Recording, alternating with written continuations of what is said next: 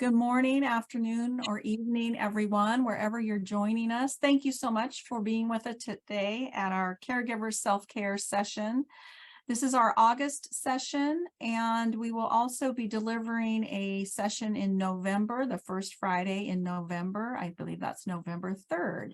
Registration for that has not opened up yet, so just keep posted through our website in braincancer.org or through our e-news or through email. We'll let you know as soon as we can when we open up registration for that event. Welcome.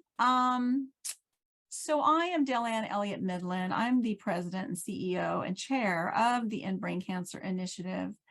And like all of you, I have a personal story that involves caregiving as well.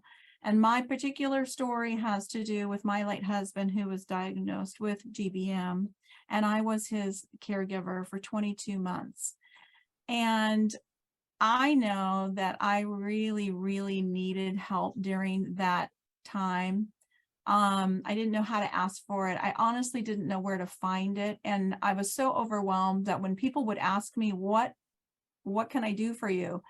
Honestly, in the beginning, I couldn't even digest that, and I couldn't clearly think, and I certainly couldn't clearly articulate it. And I know from being a past caregiver what this is like for all of you. And so we are here today to talk about acknowledgement. We're acknowledging the caregiver today. And hopefully we will also be providing tools and resources for the caregiver. The caregiver is such a beautiful spirit. And honestly, when you become a caregiver, it sort of sneaks up on you. It's a surprise, and you find yourself in the middle of it, and you need help. And so hopefully we can provide some of that today. So I want to go forward. And again, my name is Dellann Elliott Mydland. There is my contact information. I'm almost always available for all of you. So if you find that you have questions or comments or anything like that after this session or even during it, please feel free to email me. That's my phone number. You can text me. Also, please feel free to use the chat box within this Zoom meeting, because I'm going to be trying to monitor those as well. We will also be addressing questions that people have already asked us. Caregivers have already asked us in their registration forms. We'll be covering some of those questions as well today. So thank you. I have some exciting news.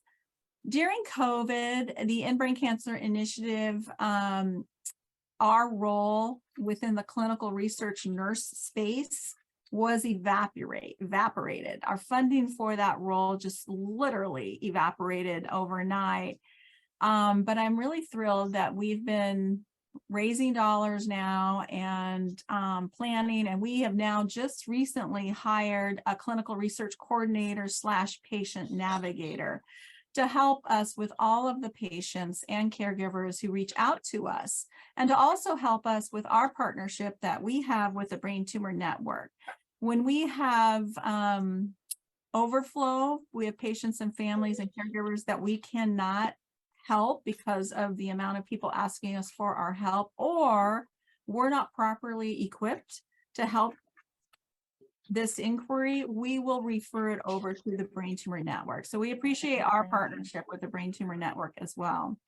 And we are going to start hiring for a role that I currently take responsibility for, and that is the sponsorship and disease education project manager.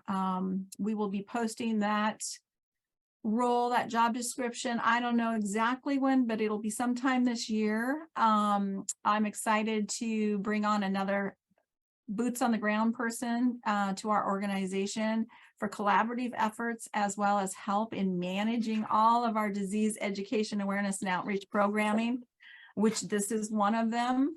We need help because we're expanding and we're doing more and more disease education opportunities. So I just wanted to share that exciting information with everybody. And if there is anyone who is interested, please feel free to submit your cover letter and your resume to me at Dellann@inbraincancer.org. So today we're going to be inspired. We may cry, and that's okay. I think Laura, we were talking just a little while ago, and she said, if people cry, it's okay. It means we're human.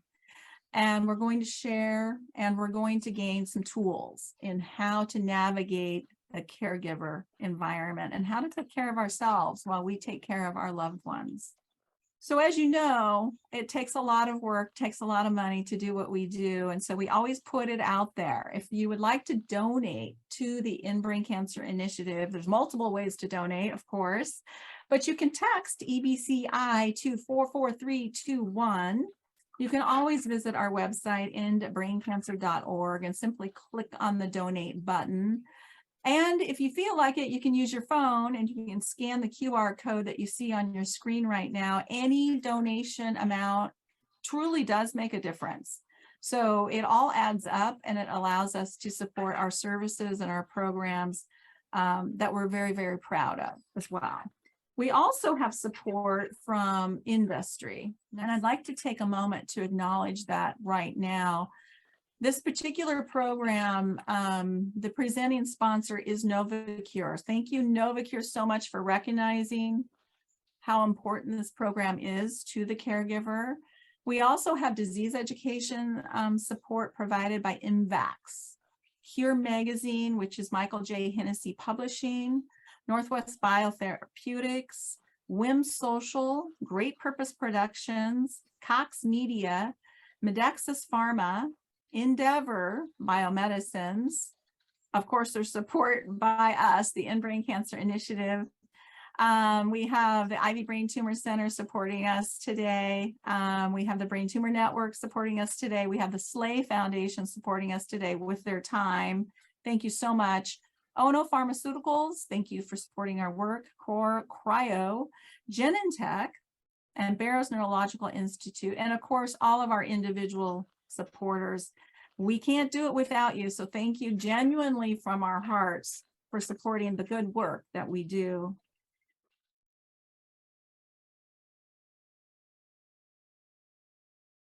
I would like to introduce you to our keynote speaker today. Laura Dill, D-I-L-L, comes to us with a very unique experience and perspective, and with honest and grit. And she has written a book, you see it on your screen. It's called Daughter, but it's about embracing the difficult journey of caring for a dying parent without falling apart. I'm not going to give away a whole bunch about what she's going to talk about today, but her experience is honestly something, even though I've been through this disease, with my late husband and with many friends and many patients and many caregivers, I truly cannot imagine having both of my parents diagnosed with this disease within 2 weeks of each other and what that would look like. So I am 3/4 of the way through Laura's book. It's very honest, and there's many times where I come upon a part of it and I just go, wow, and it takes me right back to where I was at when I was caregiving for my husband, my late husband, Chris. And I encourage you all to actually read this book, get it, because it's raw, it's real. We all can relate to her book. And thank you, Laura. I just want to take a moment to say thank you so much for everything that you're doing. And we look forward to learning more about you, your experience, as well as your SLAY Society. Thank you so much. Okay, I guess this is my cue, right? Yes. Okay, thank you guys for being here. Thank you so much for having me. Dellann, I'm like counting the supporters that you have with all those logos in one of those slides. And I don't know if anyone else did that, but there were 17 companies involved in this. And unless I miscounted, but that is mind blowing to me. And to see all of these people fighting for a like cause is just absolutely so huge and exciting. So I am really grateful to be part of this. Like Dellann said, everybody has a story, and I'm sure every single one of you has a story, and I was going to ask for a show of hands, but everyone's camera is off, so I won't do that. But so if you guys have your camera on and you've told your story, and I'm assuming if you're here, you are a caregiver or you've been a caregiver. If you've ever told your story and felt shaky about it, like it's not really happening to you, like it's an out of body experience, that's what I wanted to see a show of hands of. I feel like that right now. And I'm 3 years out. I have told my story hundreds of times. I have wrote it in a book. I've done presentations like this. And I still right now, I don't know if you can hear it in my voice, but I'm like, like I just feel like I'm going to have a heart attack. So bear with me, because I do want to share why, well, not just why I'm here, but how I got here. It is emotional. I probably won't cry. I'm not a robot. I think I just don't maybe have a lot left to come out, but here we go. So there's a quote I love, and then I'm going to tell you my story. And this quote, and I'm probably going to botch this quote, but it's by Rosalind Carter. And it sort of qualifies humanity into 4 different groups. There are people who are caregivers, people who need caregivers, people who have been caregivers, and people who are going to need caregivers. So I think that sums up every single person on this planet, if we're lucky enough to have the honor of caring for somebody that we've loved, and if we're lucky enough to have the honor of being cared for by somebody that we love. So I want you to keep that in mind today, that what you're doing is excruciating, but it is the highest honor. And every day when you feel like, I don't know how much longer I can do this, that's okay. That is completely normal. And that is not in any way showing any lack of love or compassion for the person that you're caring for. So my story is, and who cares where I grew up, but just for formality's sake, I'm from Ottawa, Canada. I grew up here, born and raised here in this city. Both my parents are from this city. And I have one brother, and we just grew up in a very normal, average childhood family, nothing special or exciting about us. My parents divorced after 20 years of marriage. They divorced, and they were divorced for 20 years, although got along very well, and all came back together to be one beautiful blended family very well. And at their 20 years of being divorced, that anniversary, which every year I would message them and say happy non-anniversary to both of them, my dad started a bit of a cognitive decline, and you all know where this is going to go. Short version is, at the end of August of 2019, my dad was diagnosed with glioblastoma. And this came completely out of the blue. So we have a big celebrity artist in Canada named Gord Downie. I don't know if anyone American knows really who Gord Downie is. He's lead singer of the Tragically Hip. And for Canada, he is like our go-to name for glioblastoma. So when my dad was diagnosed, everybody said that's the cancer that Gord Downie had. I didn't know anything about what that was. We found out very quickly that this was terminal. We found out his prognosis was 12 to 18 months. And I have 3 young children. And I said to my husband, I'm going to stop working full time. And that's going to hurt us financially a lot, but I will never regret spending time with my dad. And if I only have a year left, I'm going to spend that time with him and not working, and we'll figure out the rest later. My husband's a financial planner, so this was very, very hard for him to swallow, but he did. He said, okay, Laura, whatever you need to do to get through this, we're just going to do it, and I support you. And so I decided I would work part-time, and I would take care of my dad, and I would help his wife. My parents were both remarried. I would help his wife to, just heard someone in my house, I think it's him. I would help his wife to care for my dad and give her breaks, and this became kind of my mission. And 14 days later, my mom, who had shown up every day at the hospital, worried about her, I was 37, actually I was 36, and my mom had shown up every day at this hospital and worrying about her kids and what was going to happen when they lost their dad, and knowing how close we were. On my birthday, when I turned 37, exactly 2 weeks to the day after my dad was diagnosed, so on September 7th, I said to my mom, I just want to have dad over and eat ice cream cake and embrace that this might be my last birthday I get with him. And she said, that's okay. We'll celebrate another time. You spend your time with your dad. And while we did that, she dropped of a seizure in her kitchen, completely out of the blue, landed on her kitchen floor and was rushed to the hospital and was diagnosed with 2 glioblastomas. And our whole lives just got even more flipped upside down. I now had 2 parents who would maybe only have one more Christmas and one more birthday if I was so lucky. And I said to my husband, now I'm going to not work at all. No income, no part-time job. I'll probably stop being a mom and probably stop being a wife, and I'm just going to go be a daughter. And he was like, okay, whatever we need to do this and get through this. And something that I always kept in mind was, how can I, the question of, do I keep working or stop working as a caregiver comes up a lot. And I always approached it as, what will leave me with the least amount of regrets at the end of the day? How will I get through this, not looking back and thinking, I wish I had fill in the blank? And so I decided to fully stop working and really step away from any responsibility I had in the world, to be honest, and just be there and be a daughter. And I moved my mom into my home, and I took care of her as her primary caregiver, and I helped with my dad as much as possible. And it was the most horrific, most profound, and most beautiful year of my life. And there's nothing that I would go back and trade it for.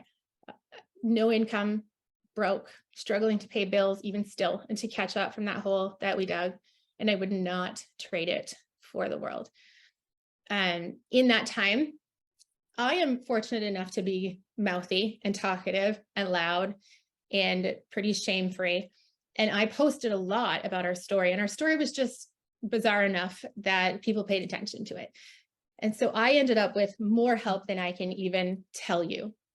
And people were creating meal trains and dropping off gift cards and, anonymously at our front door. And I would come home and there would be a $500 gift card hanging in a little gift bag on my front door, and I would open it and I would drop to my knees and cry. And the next day I would come home and there'd be a $5 gift card hanging in a little bag on our front door, and I would open it and I would drop to my knees and cry. And it didn't matter what the value was. It was the fact that people who didn't even know us were showing up day after day after day to just lift us back up continuously. And so into our journey in the beginning of 2020, pre-pandemic, I decided I wanted to give that back to other people. And that the only way I'd gotten that far, and the only way I'd been able to not work, is because, quite honestly, I didn't put gas in my own car for probably 6 months. Other people paid for that for probably 6 months. We also probably didn't pay for a grocery order for most of that time because community stepped up and helped with that. And so I knew that not everybody was comfortable jumping all over social media and crying publicly and saying, hey, I need help. And so who's helping those people?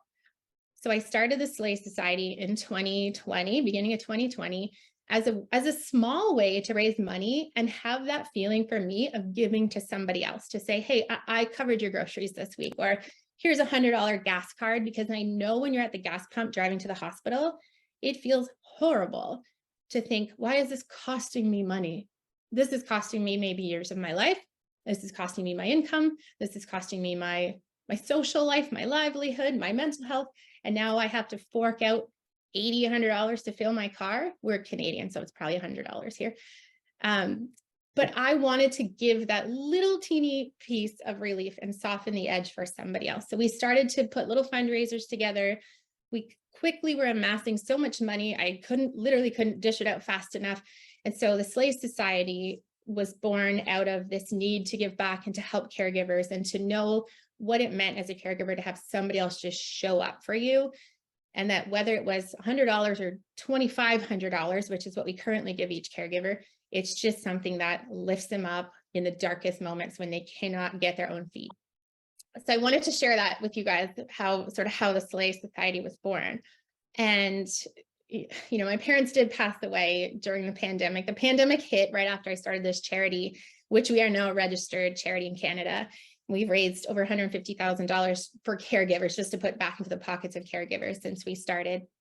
But the pandemic hit soon after that and did not, threaten to shut me down as far as running fundraisers, but I pushed through and did it anyway.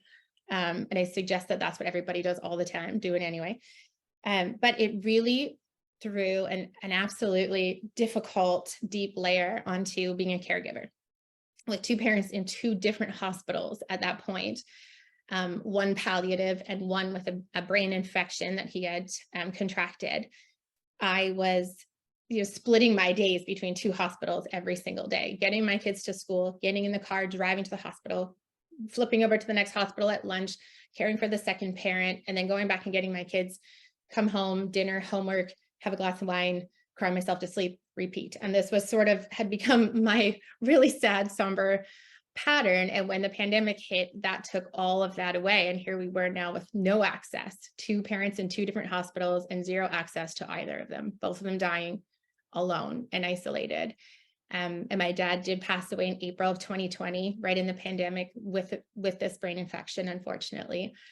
And I was able to be there. I was the only person in the room when he did pass, and all I wanted was to be the only person in the room when he passed. And I was so grateful, as hard as that was, to have nobody to turn and hug and nobody to turn and say, it's okay, Laura. I'm just so grateful to be able to be there, at the end of his life, and to be able to walk him right to that big door, I guess. And in October of 2020, 6 months later, my mom passed away, and I had the exact same experience where I got to be there. So that's sort of the, the short version of my story. Where this gets even crazier now, and I'm not sure how you beat having 2 parents diagnosed 14 days apart with the same rare terminal cancer. But in March of this past year, my father-in-law was also diagnosed with glioblastoma. And so we are actually doing this a 3rd time, which clearly is not in my book, and I might need another one called daughter-in-law. But we are starting all over, or have started all over. And luckily he lives down the street. My husband gets to be there a lot. He has the same doctor as my parents did. But the irony is, I've written a book on how to walk through this and keep your head high and your shoulders back. And I've started a charity that helps exactly the position that I'm back in now for the 3rd time. And this statistically isn't actually possible for this to happen. I think the stats, Dellann, maybe you have a better idea, but as far as I know, there's 3 in 100,000 people get glioblastoma. And the odds of it landing in 3 of our 4 parents is not something that I think could have happened, but it did. So what I want to share with you guys is a whole bunch of takeaways, all I've written about in my book, but truly some of the key things that I found were just, gosh, I don't even know the markers of how I got through every single day. And I hope that this gives you, Dellann, if I'm talking over time, please wave I'll me let down. you know. No worries. You're good. I am hoping that this goes far past me saying, make sure you take care of yourself. We've all heard that as a caregiver, people saying, make sure you take time for you, make sure you do things for you. And you think, how in the heck am I supposed to do that when I'm literally caring for somebody else? Like their life is almost in my hands, right? And if you're a sandwich generation like me, then you also have kids, and maybe you also have a relationship, and it's overwhelming to think, how am I going to put myself first in this? But I'm going to give you a couple really easy ways. And when I mean easy, I mean really so easy that it's silly. And one of them is that you have to go back, Dellann and I talked about this the other day, you have to go back to the basic of basics. So there's a few things there. One is going to be water. And that sounds like the craziest thing, but I had a morning where I got up and I put on a pot of coffee, and I'm waiting for the kids to get up and all the stuff, the chaos to start in my home on a school morning, and then get myself to hospitals. And I put on a pot of coffee, and while I waited for it, I thought, I'm really thirsty. So I poured a huge glass of water, and I chugged that glass of water back so fast. And I thought, I am severely dehydrated. There is no way I would have drank this huge 20-ounce glass of water that quickly. And it kind of gave me this moment of realizing that in the hospital, everyone's going to come visit you, and they're all going to bring coffee. Nobody's offering you, how are you hydrating, Laura? Did you get some water? Nobody's asking you that. They're all going to say, do you need another coffee? Do you want me to grab something for you? Do you want a coffee? And I was living on, I may as well have put it intravenously into my veins. I was living on coffee, dehydrating myself. My health was absolutely suffering from it. My mental health was suffering from it. I wasn't sleeping well. And I decided, of all the things in the world that I can't control right now, which is a lot, I can control how much water I drink. I can just stay hydrated. The basic of basics. I can fill my water bottle every day and take it to that hospital and be on top of that. And sometimes we just forget because life gets so crazy. Dellann, when you said being a caregiver sneaks up on you. Yeah, but it also kind of slams you right in the face. It just gets dropped into your life out of nowhere. And there's no time for like, okay, how am I going to approach this situation? Very rarely with glioblastoma do we get a heads up like that. So water is one. Write this down, please. I know it sounds ridiculous, but drink water. Aim to fill your water bottle and take it with you every day, everywhere you go. The next one is actually breathing, because we never think about breathing. We just breathe. It's pretty easy until we don't. And we don't always notice when we don't, because as soon as we're anxious, as soon as we pull up to that hospital and we know I'm going to walk in and I don't know what I'm going to see, and I see a water bottle and our heart rate speeds up, our breathing gets more shallow. And that not only has a lot of implications on our mental health and our ability to regulate our emotions, but on our actual physical body. When we're breathing shallow breaths, our back muscles, our rhomboids are tightening, everything is getting out of line. And so to just take a simple breathing exercise, and I'm going to actually give you one of my favorites. There are so many. But it's weird to consciously think about breathing, but you have to do it intentionally sometimes. So I would get to the hospital, I would sit in the car and I would do some breathing exercises before I would walk in. I don't think I have notifications shut off. I'm very sorry. But box breathing. Has anyone heard of box breathing? Okay, so box breathing is the easiest way to do this. And it's just sitting in the most comfortable, relaxed way that you can in that moment, whether it's your car, the couch in the waiting room of the hospital, you lying in your bed at night, and just breathing in a box formation for equal counts. So in for 4. Some people find it helpful to actually draw a cross, do the box shape, but you go in for 4, always breathing in through your nose and out through your mouth. And you have to breathe through your belly. We all kind of think like we do a big chest breath, but we really need to breathe. If you put your hands on your belly, you should feel your tummy expand. This is actually a good thing. I know we spend our lives trying to do the opposite, but we really want to like push that tummy out as we breathe in. So in for 4 through your nose, hold it for 4, out for 4, and hold that for 4. And this is one of the easiest ways I remember to do it, because there's a lot of different breathing techniques, but the box breathing is one of the best, just to help you calm yourself down and regulate your own mood and all of your own hormones in your own brain before you enter into a difficult situation, or if you're feeling particularly anxious. So breathing, water, and you got to eat good food. And that sounds so silly, and it's a lot to overthink when you're a caregiver, but it will save you from stopping at the worst drive-throughs on the planet. One day I ordered marshmallow pie. I don't even know what that is. I ordered a marshmallow pie and I thought, this is gonna be so great. What a treat. I deserve a treat. But the treat I deserved was probably like broccoli and some red peppers. But I thought the treat was a marshmallow pie.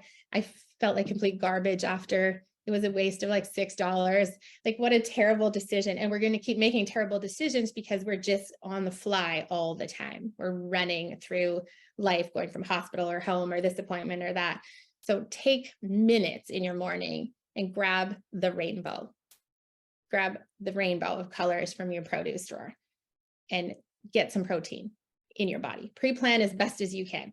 I know that sounds very basic, and it really, really is, but get good food in you, get hydrated, and start breathing.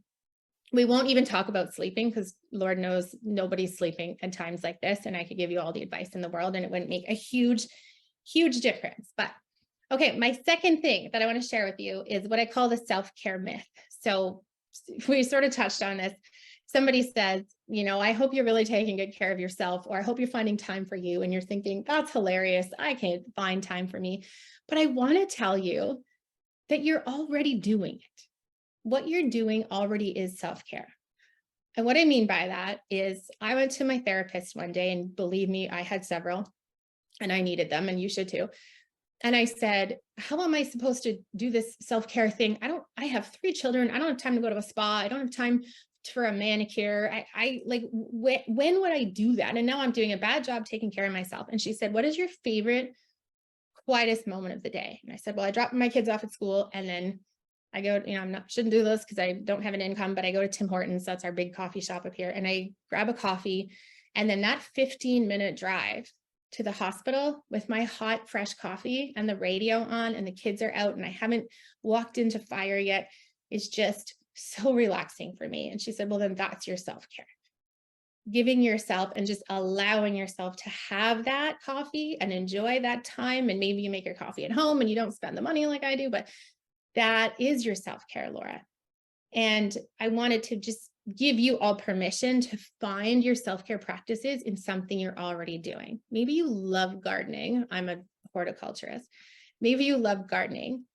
That's self-care. Maybe you could wash the dishes. And as you're washing the dishes, you're just taking a moment to be mindful and feeling your hands in the soapy water and closing your eyes and maybe doing some box breathing. Don't drop the glass you're holding, but just try to be really still and in the moment. That could be your moment of self-care, because the reality is most days, that's all you're going to get is a 10-minute drive to a hospital. You might not get opportunities for anything bigger than that. And to be told that you should be trying to only puts more pressure and guilt on you as a caregiver. Yes. So Laura, I know that as a caregiver, everybody is told, take care of yourself. Self-care is important.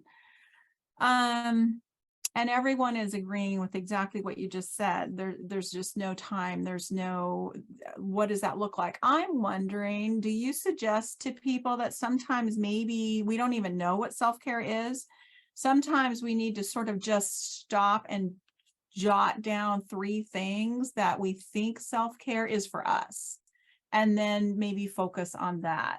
Because you know how it's a little frustrating sometimes when you're in the middle of caregiving and you keep hearing, you got to take care of yourself. It's like, well, I don't even know what that looks like right now. And I really can't take time for myself. Right. But what you're saying is you can and you should, and maybe recognizing what self-care is, first of all, to each of us individually might be the first step. Absolutely. And I have a friend who I forget how she words this now. It rhymes and it's great. And I can't think of it, but it's a like raise your, oh, right. Right. Okay. Do you know what I mean? Yes. And so she suggests, she is a glioblastoma survivor, you guys, of 7 years. Okay. So we want to listen to this girl. Her name is Anushka. You should look her up online. She's fantastic if you don't already know of her. She's in San Diego. And it's why can't I think of it? High vibes list, basically. And maybe it's a playlist, a music playlist that really just like lifts you up. Or it could be, I mean, for me, very much, I love to be in nature. I'm a hockey player, so hockey is something that raises my frequency. So having a list like that you sit and intentionally take the time to make a list that you can pull from. So when you're just feeling, sometimes we feel at the bottom of the bottom and we just actually need to sit in that space and ride that out. But there's times where you're on your way to this doctor's appointment and you're at the bottom of the bottom and you think, well, how am I going to pull myself out of this and walk into the appointment with my mom, dad, husband, brother, and I can't feel this way and enter into that, right? So to have something where it's like 3 songs that every time you play them, you feel fired up. Or water, by the way, water actually raises your frequency. So drink your sip of water, or yes, have a list that you can take from and that reminds you that some of those self-care practices you're already doing. When you think of frequency, you're thinking about meditation, right? No, I'm No. thinking about your energy. Yeah, you know, when you feel just very low mood, low energy, and you're just like, I've felt like this the last 3 days. I'll be totally transparent. The last 3 days, I've had just a low ride, circumstantial grief, throw it all in there, but caregiving again. But it's been really hard to crawl my way back out of that. And so when you're in kind of those places and you just need to be lifted back up quickly, or you feel like I haven't really had any self-care time, whatever that looks like to you, it's more about self-love than self-care. Self-care doesn't have to cost money and it doesn't have to be something you go make an appointment to do. But maybe it's journaling for 5 minutes, writing some thoughts out on a piece of paper you're going to scrumple up and throw in the garbage after. I love what you just said. Maybe self-care is really self-love. I love that. I hadn't heard that before. That's awesome. Yeah, it is. It is self-love. I'm looking at the time. I want to ask you a question.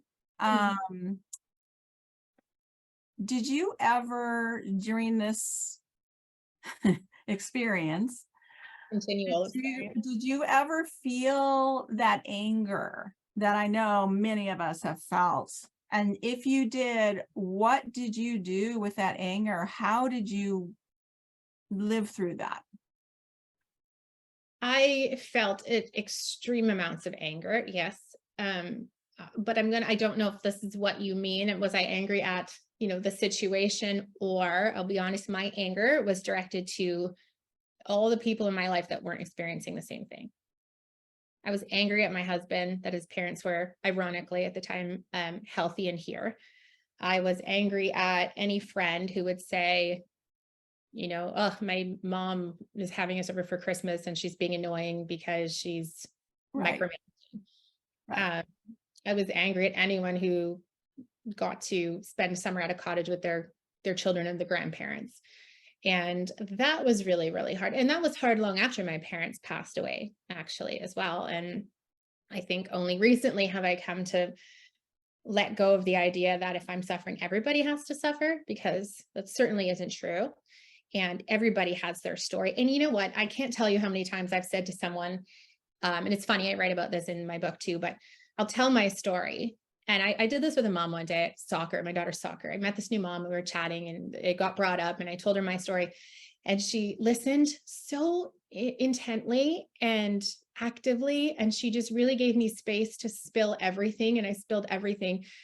And I thought, wow, I probably ruined her day. And then she said, yeah, I actually lost my husband recently in a helicopter accident.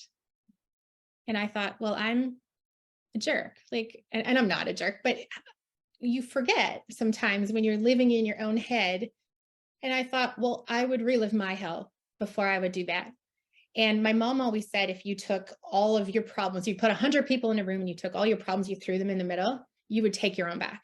Because you know you've survived that. You have equipped yourself and built the tools that you've needed to handle that situation.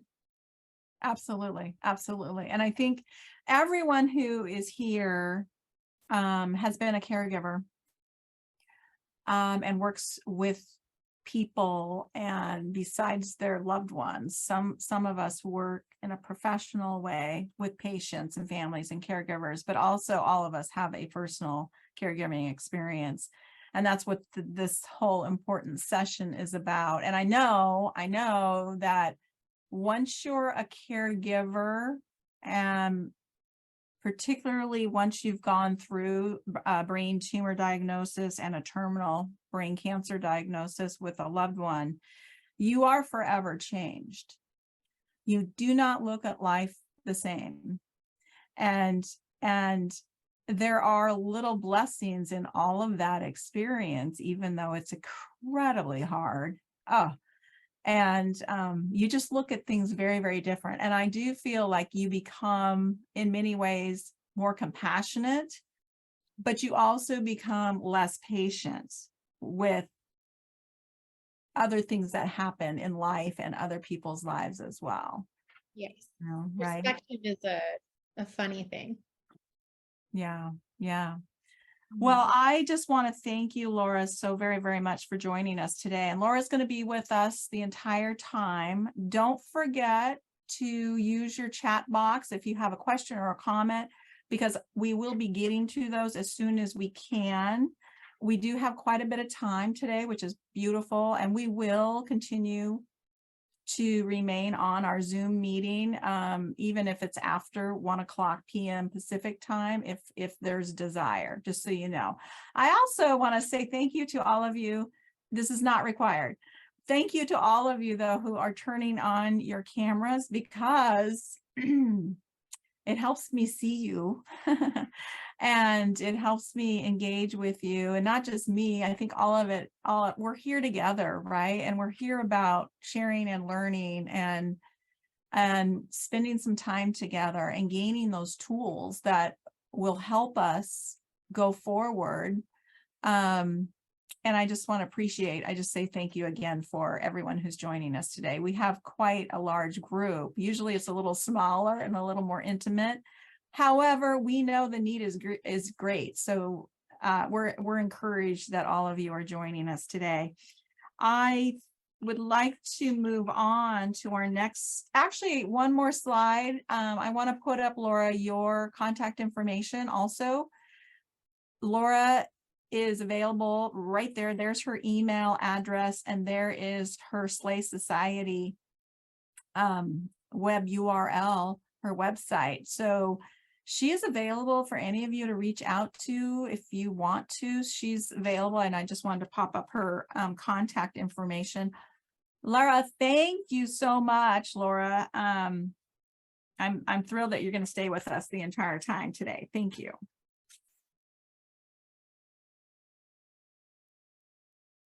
We have our next speaker today is Alexandria Berkovits, and I call her Alex.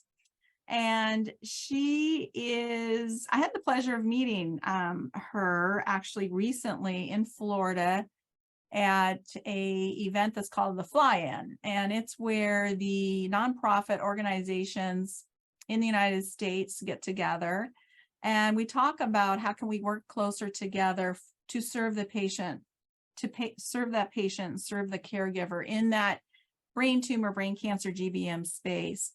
And so Alex is going to talk to us a little bit about the different ways to prepare for appointments, understanding transitions in care, advanced care planning, planning for breaks, respite care, asking for help, crisis management, etc. When caregivers prepare for what they can actually control, it takes some pressure off and alleviates fear and anxiety. And I'm very excited for Alex's presentation, because I remember as a caregiver, who knew I had any control, right? I didn't feel like I had any control. And I think that Alex's tools and her presentation will provide many of you with that, a way to control your space. So Alex, thanks so much for being with us today. Alex is with the Brain Tumor Network. They are a group. They're a national organization. They're based in Florida, and they also, it's patient navigation as well as patient education, and also access to social work services, which is so critically important. So Alex, I'm so sorry. Alex, are you ready? I am ready. So I apologize in advance because this is a lot of information, kind of jam-packed. I got 10 to 15 minutes to talk, so there's a lot of stuff to go over, but I'm really honored to be here with you all today. And Laura, thank you for sharing your story and your strength. I do have a little bit of overlap in some of what I'm going to talk about, so I'll breeze through that, but I think it's good because it shows that it's real and that, you know, we all experience some things that are similar. My hope is to share information with you guys to make the caregiver role a little bit easier to manage. And I'll start by sharing my connection to caregiving. My mother became ill when I was a teenager, and I became her primary caregiver as a newlywed in my early 20s. After she died in 2015 at the age of 52, I became a caregiver to my little brother with chronic illness before he died in 2016 at age 24. And although none of us embark on the exact same caregiver journey, the emotions that we feel, regardless of the circumstances, they feel the same. That fear, the anxiety, the sadness, the guilt, the grief, the isolation, the fatigue, the overwhelm, anger like we talked about, and the loss of control. Since so much is out of our control, I do want to give you some tools to help you prepare to care in my presentation, and make the emotions hopefully easier to cope with. And for those of you in here who are caregivers right now, I really want to commend you for your dedication to your patient. Caregiving is an often thankless role, and you might feel like the invisible patient. But as you see here today, you're not alone. And thank you for doing what you're doing, because it might be some of the hardest and most meaningful work you've ever done. Okay. So I want to help you guys fill your caregiver toolbox. That's what I like to call it. So we're going to discuss some strategies and resources for the beginning stages of a brain tumor diagnosis, the transitions that occur throughout the journey, crisis management, and self-care. Okay, so a lot of information here, so bear with me. Some of you have already surpassed the initial stages after diagnosis, but it's never too late to learn what resources there are that maybe can simplify and improve your experience. Into the unknown, that's what I titled box number 1, because that's how I felt when my mom was diagnosed with a terminal illness and a life expectancy of 3 years. I felt like I was living in an alternate reality. Often with brain tumors, something happens. There's an accident, a fall, a seizure, a crippling headache, and boom, suddenly you're expected to become this brain tumor expert. I think Laura said, the world just flips upside down. Maybe your loved one was the primary breadwinner and now they can't work. And maybe they're at risk of losing their health insurance when they need it the most. Perhaps you're thinking, how am I going to pay my bills? Or what am I going to tell the kids? After the initial shock of the diagnosis, we educate ourselves about the tumor, the treatment options, the centers of excellence, second opinions, clinical trials. It can literally make your head spin. While learning, it's important to know your sources. Where are you getting your information from, and is it accurate? You can trust the information you receive from your doctor and the resources they suggest, but a lot of us still can't help it. We go down that Google rabbit hole. And then, out of the thousands of websites that populate, how do we sift through that? As a rule of thumb, health websites sponsored by the federal government are usually accurate sources of information. The last part of the website, like .gov, .edu, .org, they can help identify the type of organization that owns that website. Other websites can be misleading, as they may present biased information. You might also take part in various Facebook groups where people share what works for them, but it may or may not work for you and your patient. The whole point here with resources and what you find is just always bring the information to your doctor to discuss it. Okay, getting organized. Easier said than done, right? After your diagnosis, your patient might have a biopsy, a surgery, endless appointments, chemo, radiation, scans. It's a lot to keep track of. Think about how you normally organize information. Are you a visual person who benefits from filing paper records, making lists, using Post-it notes? Or are you good with technology and you have everything scanned and saved on a computer? Maybe a little bit of both if you're lucky, but find what works for you. That's most important.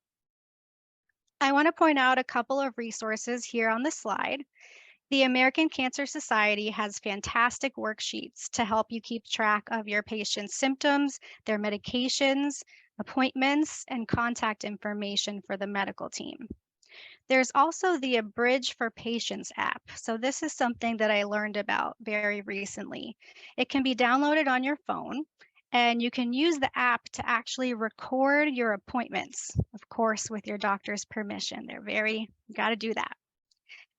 And then the app actually transcribes what's recorded. So you can look back at the notes or even share the notes with family or friends who maybe you wanted at the appointment, but they could not come.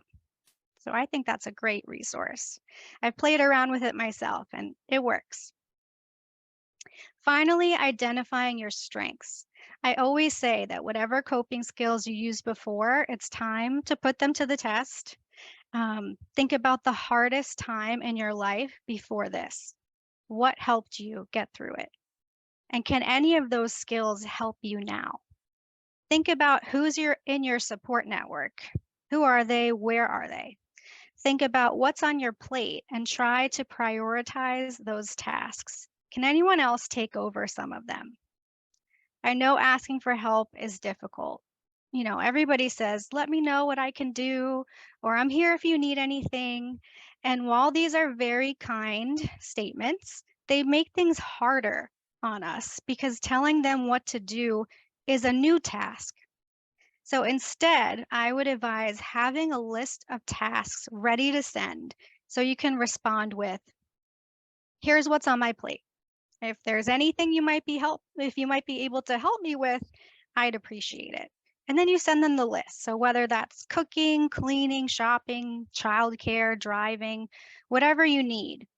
When you respond with that information, know that some people might say no. Some people might not respond. And this can be hurtful. But the silver lining is it shows you who's mentally and physically available to help with those tangible needs. We've talked about that loss of control and how preparing can feel like you're taking some of it back. You can't control the diagnosis or the disease trajectory, but you can learn about what to anticipate. You can plan for the what ifs. And this Transitions in Care booklet from UCSF is one of my favorite resources. It is jam-packed with helpful information. It introduces palliative care, which is often stigmatized as having to do with death and dying, when in reality, it's specialized medical care for anyone with a life-threatening illness. It's an additional team of professionals who are solely focused on symptom management, pain management, stress management, and quality of life. And it's not just focused on patients, but for caregivers too. The document reviews many helpful topics, including some painful ones. So apologize in advance, but what to expect in the final hours, what to do after someone dies, gut-wrenching things to think about, but so many people find comfort in knowing. All right, advanced directives. There's a lot of information here. Something we all should have, regardless of our health status. When I worked at Mayo Clinic, we asked everyone over age 18 if they had advanced directives. So if you came in for a hangnail, we asked you about advanced directives. None of us know how much time we have. And the biggest gift we could ever give our loved ones is information about our wishes, if God forbid we can't express them ourselves. You can see at the bottom of the slide, the Conversation Project. You can find this at theconversationproject.org. It's a very helpful resource that guides conversations about advanced care planning step by step. And I read a powerful quote from them, which says, "It always seems too soon until it's too late." I spoke with a caregiver actually this week, and while on the phone with me, she asked her husband about his end-of-life wishes. He surprised her, to say the least, by saying that if he were dying, he would not want to be on a breathing machine, and he would like to donate his brain to science. She's now trying to decide, would she be able to make those decisions on his behalf, because she doesn't necessarily agree with them. They might have one of their adult children be the decision maker so that his wishes are honored and carried out. I'm sure we can all agree that we'd like to avoid a crisis if at all possible. Both a physical crisis, like a medical crisis, and a mental health crisis can be life-threatening. When thinking about a physical crisis, it's important to talk with the medical team about the signs and symptoms that you want to look out for. Which symptoms require a trip to the emergency room or a call to 911? It's helpful to write down your crisis instructions because when we're overwhelmed, when there's a crisis, we're panicked, we're stressed, it can be really difficult to think clearly and rationally. But if it's written out in a way that is easy to read and find, like maybe it's on the refrigerator, you can quickly decide what to do and who to call. It's also beneficial to think about safety measures in the home to possibly avoid accidents, whether that's cushioned flooring, covering sharp edges on furniture, grab bars in the shower, or medical alert systems. You might be able to anticipate the what ifs to avoid a crisis. Mental health is complicated. We already know that the rates of major depressive disorder in cancer patients are already much higher than the general population. And it can be difficult to tell if someone's depressed as a normal response to their diagnosis or if it's more. And to make it even more complex, we know that brain tumors can cause personality and behavioral changes. Whether it's situational depression or severe depression, it should be addressed. A suicidal thought or statement expressed is urgent. I want to make sure everyone knows about the 988 Suicide and Crisis Lifeline. For mental health support, you can call or text 988. You can go online at the website 988lifeline.org and live chat and get that support that you or your patient might need. Anyone who is struggling can use this service. Mental health professionals, support groups, and peer mentor programs can also improve mental health by instilling hope and helping people feel less isolated. Okay, guys, this quote is tough, but it's an important perspective. It says, as hard as it is, take care of yourself so you can take care of your patient. Try not to let this disease rob you of the present, knowing it may very well rob you of a future with this person. Laura talked about self-care, and a lot of this is repetitive, but it's being intentional about living well physically and mentally. We know that a lack of self-care can lead to caregiver burnout, which I'm sure some of you have experienced, mental health issues, and other illnesses, yet we still don't make it a priority because we don't really know how. When you think about self-care, it's an overwhelming idea. So like Laura said, let's simplify it, make it more attainable and sustainable. There are 4 domains of self-care. There's physical, emotional, psychological, and spiritual. I like how Laura talked about the self-care myth, but like she said, it doesn't have to be elaborate. We don't have time for elaborate as caregivers. It needs to be minimal, and the small things really do add up. Emotional self-care doesn't have to be a counseling session unless that's helpful and accessible for you, but it can simply be expressing your feelings, whether that's out loud or writing it down, connecting with other people, and practicing gratitude. Physical self-care is the basics. If we can't sleep, we can at least rest. We can try and find time to at least rest our bodies and our minds. Eating well, nutritionally, drinking water like we discussed, moving your body, stretching. It's keeping your own medical appointments so you have the health and stamina to continue to care for your patient. Psychological self-care can be reflecting, journaling, meditating, learning something new, the breathing. And spiritual self-care might be prayer, attending a service, reading, or listening to music. So I want to share a little bit more about where I work because it might be a helpful resource for you guys. We are a nonprofit organization with the mission to provide free, individualized navigation to patients and families dealing with a primary brain tumor diagnosis. We have neuro-oncology nurse and social work navigators on staff who are honored to help support you guys, no matter where you are in the brain tumor journey.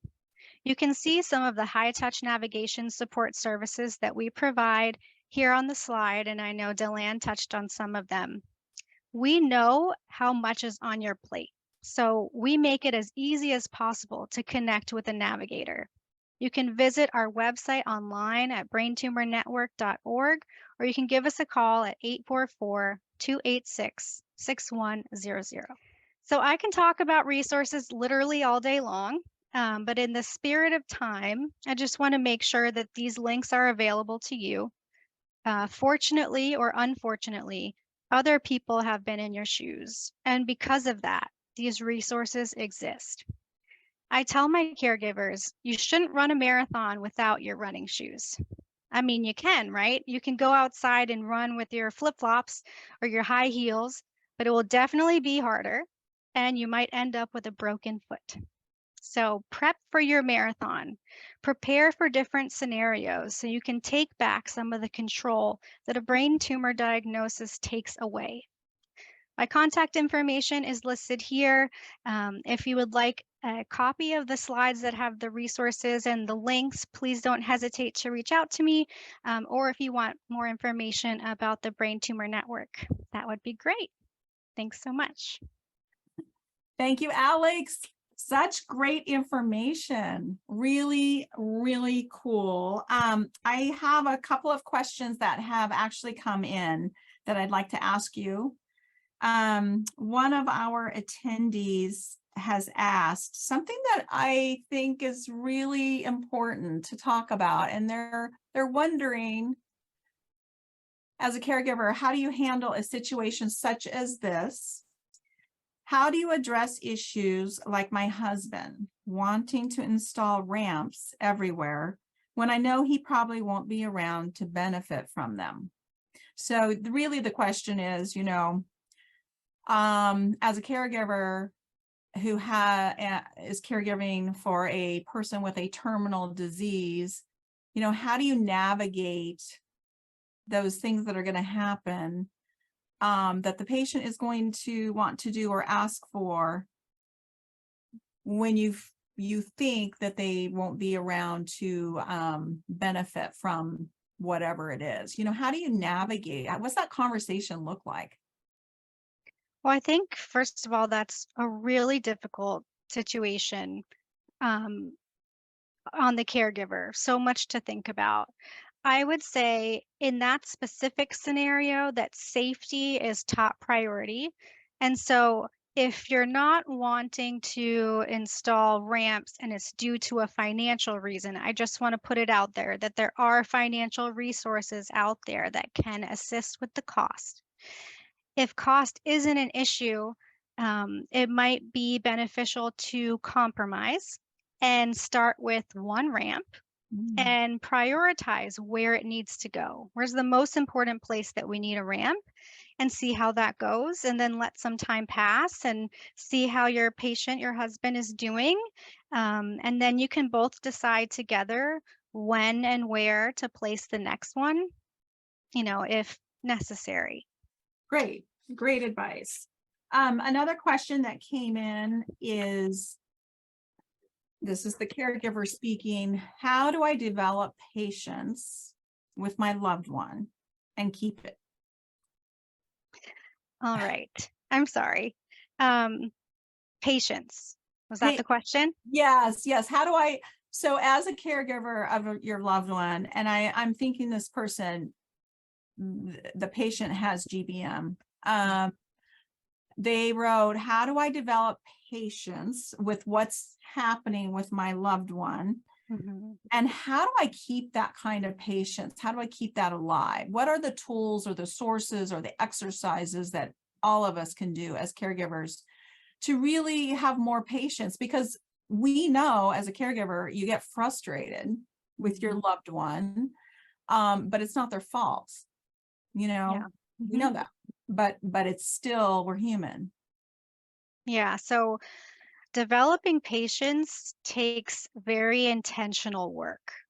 So it's not something, you know, here's a tool and boom, you've got your patience. You can develop and increase your patience by practicing mindfulness, deep breathing, reframing the situation. I know I talked earlier about practicing gratitude and even setting boundaries. So if you're able to identify what your triggers are, you know, once I hit this point in the day, you know, I no longer have patience. Once you know what's going on, or maybe it's your patient, once they become angry, it triggers you. Whatever those triggers are, write them down. And then you can work on setting some boundaries around that. So for me, I mean, even as just a mom, Some days I go home and I tell my husband that I have 20% patience left in me. And it helps him to help me. He tells me what he's got left in him, and then we figure it out. And at least he understands that if I snap or I'm, acting a little different, it's because my patience was already at 20%.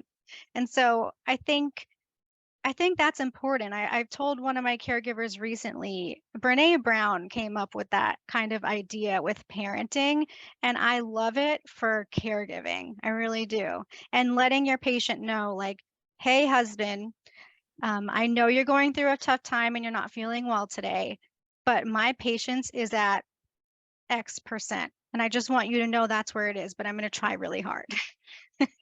Yeah, exactly. I have one more question and then we will move on. Alex, this caregiver is joining us today and she would like to know, I'm going to read the whole thing first and then we'll circle back to the top. Okay. What are strategies for how to manage the thoughts of what is ahead? That anticipatory grief when things are stable is tough to manage. I have worked through it, but that emotional accordion coming in and out needs to be managed. I'm just curious what you would say. Well, first of all, I've never heard someone say emotional accordion, and I love it because it's such an accurate description of what this can be like. So thank you to whoever wrote that.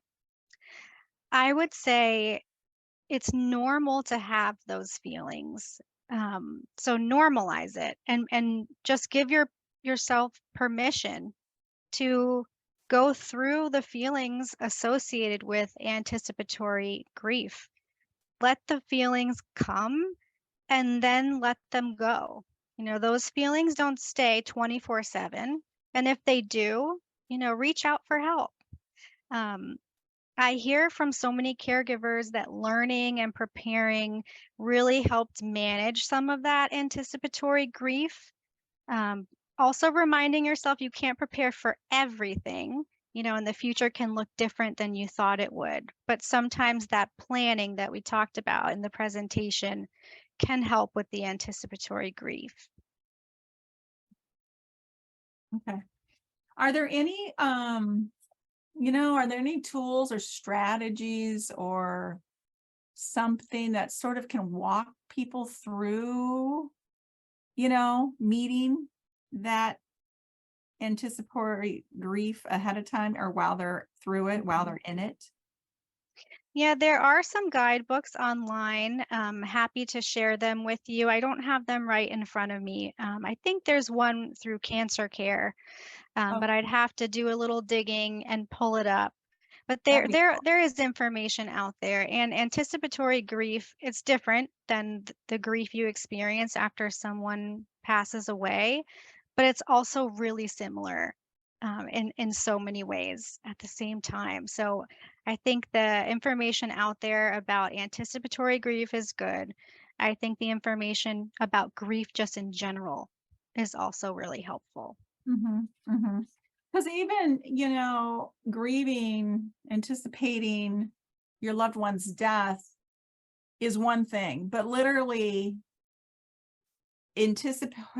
anticipating grief between your MRI appointments is another thing as well. And that's that accordion, right? Yeah, very difficult.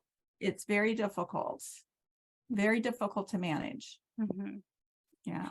Okay. Well, Alex, thank you so very much.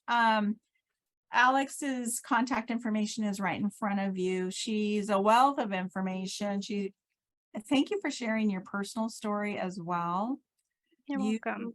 Have had quite the experience as a caregiver yourself. Thank you. Yeah, thank you.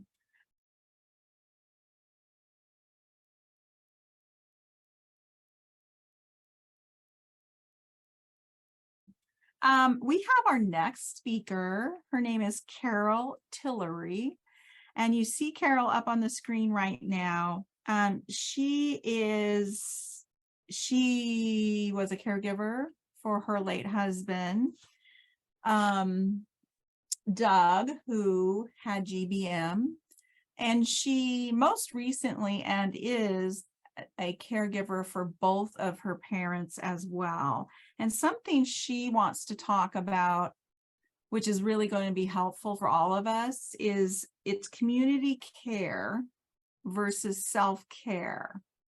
And what is that? What does that mean? And what is community care? And the other thing that I found very interesting that she has a perspective on is, you know, there are people in your life or your community who will not be able to step up to help either you as the caregiver or help the patient. And instead of, you know, maybe getting mad at them or being hurt by them, she has a message that I think is really worth listening to that will benefit all of us in our caregiving world. Carol is also a board member for the End Brain Cancer Initiative on our board, and she is our fundraising committee chair. And I've had the privilege of knowing Carol for a very long time, and it is an honor to introduce you, Carol. Thank you. I am honored to be here amongst this group, and both to you, Laura and Alex.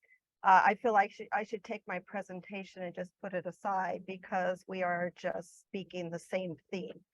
As Dellann mentioned, I was a caregiver for my husband, Doug, from about 2010 to 2012. He lived about 20 months with glioblastoma. And I navigated, like all of you, that entire journey. I was his primary caregiver. My daughter had just graduated from college at the time of his diagnosis. And now journeying into this experience, like you, Laura, I'm putting my hand over my heart because I feel that same jittery feeling as I begin to speak about this. I am caring for my mother, who is 93, and my father, who's 94. My mother is the one that needs the primary care, and we just actually this week moved her back home with some caregivers in a very rural community in Eastern Washington State, which is difficult just to find caregivers, from a care home in the city of Wenatchee, Washington. My mother is just, my parents are both just brilliant people. I'm gifted to be able to be in this role, but I really have taken over their life with, you know, long-term care insurance battles and the medical world battles and the medical decisions challenges, as well as just having my father having to manage her care and all that goes along with that. So when I was talking to Dellann about this, I have recently noticed that the whole self-care word is a trigger for me. I mean, I know it's people's way of caring for me. And I think we all have a book to write about what are some of these words that people just pull out of the hat because they read it in a card or heard it from somebody else, or they're just uncomfortable. So I work to honor that. And I was in my search reading some blogs about from other caregivers, just literally joining a Facebook caregiver experience just to kind of see what are other people saying out there. And I read about community care, and it clearly is everything you're talking about, finding your tribe. Who are they and how do they appear? Why do they appear? I'm in awe, Laura, back to you, about these people that just showed up and left, you know, the bag on the door, like kudos to them.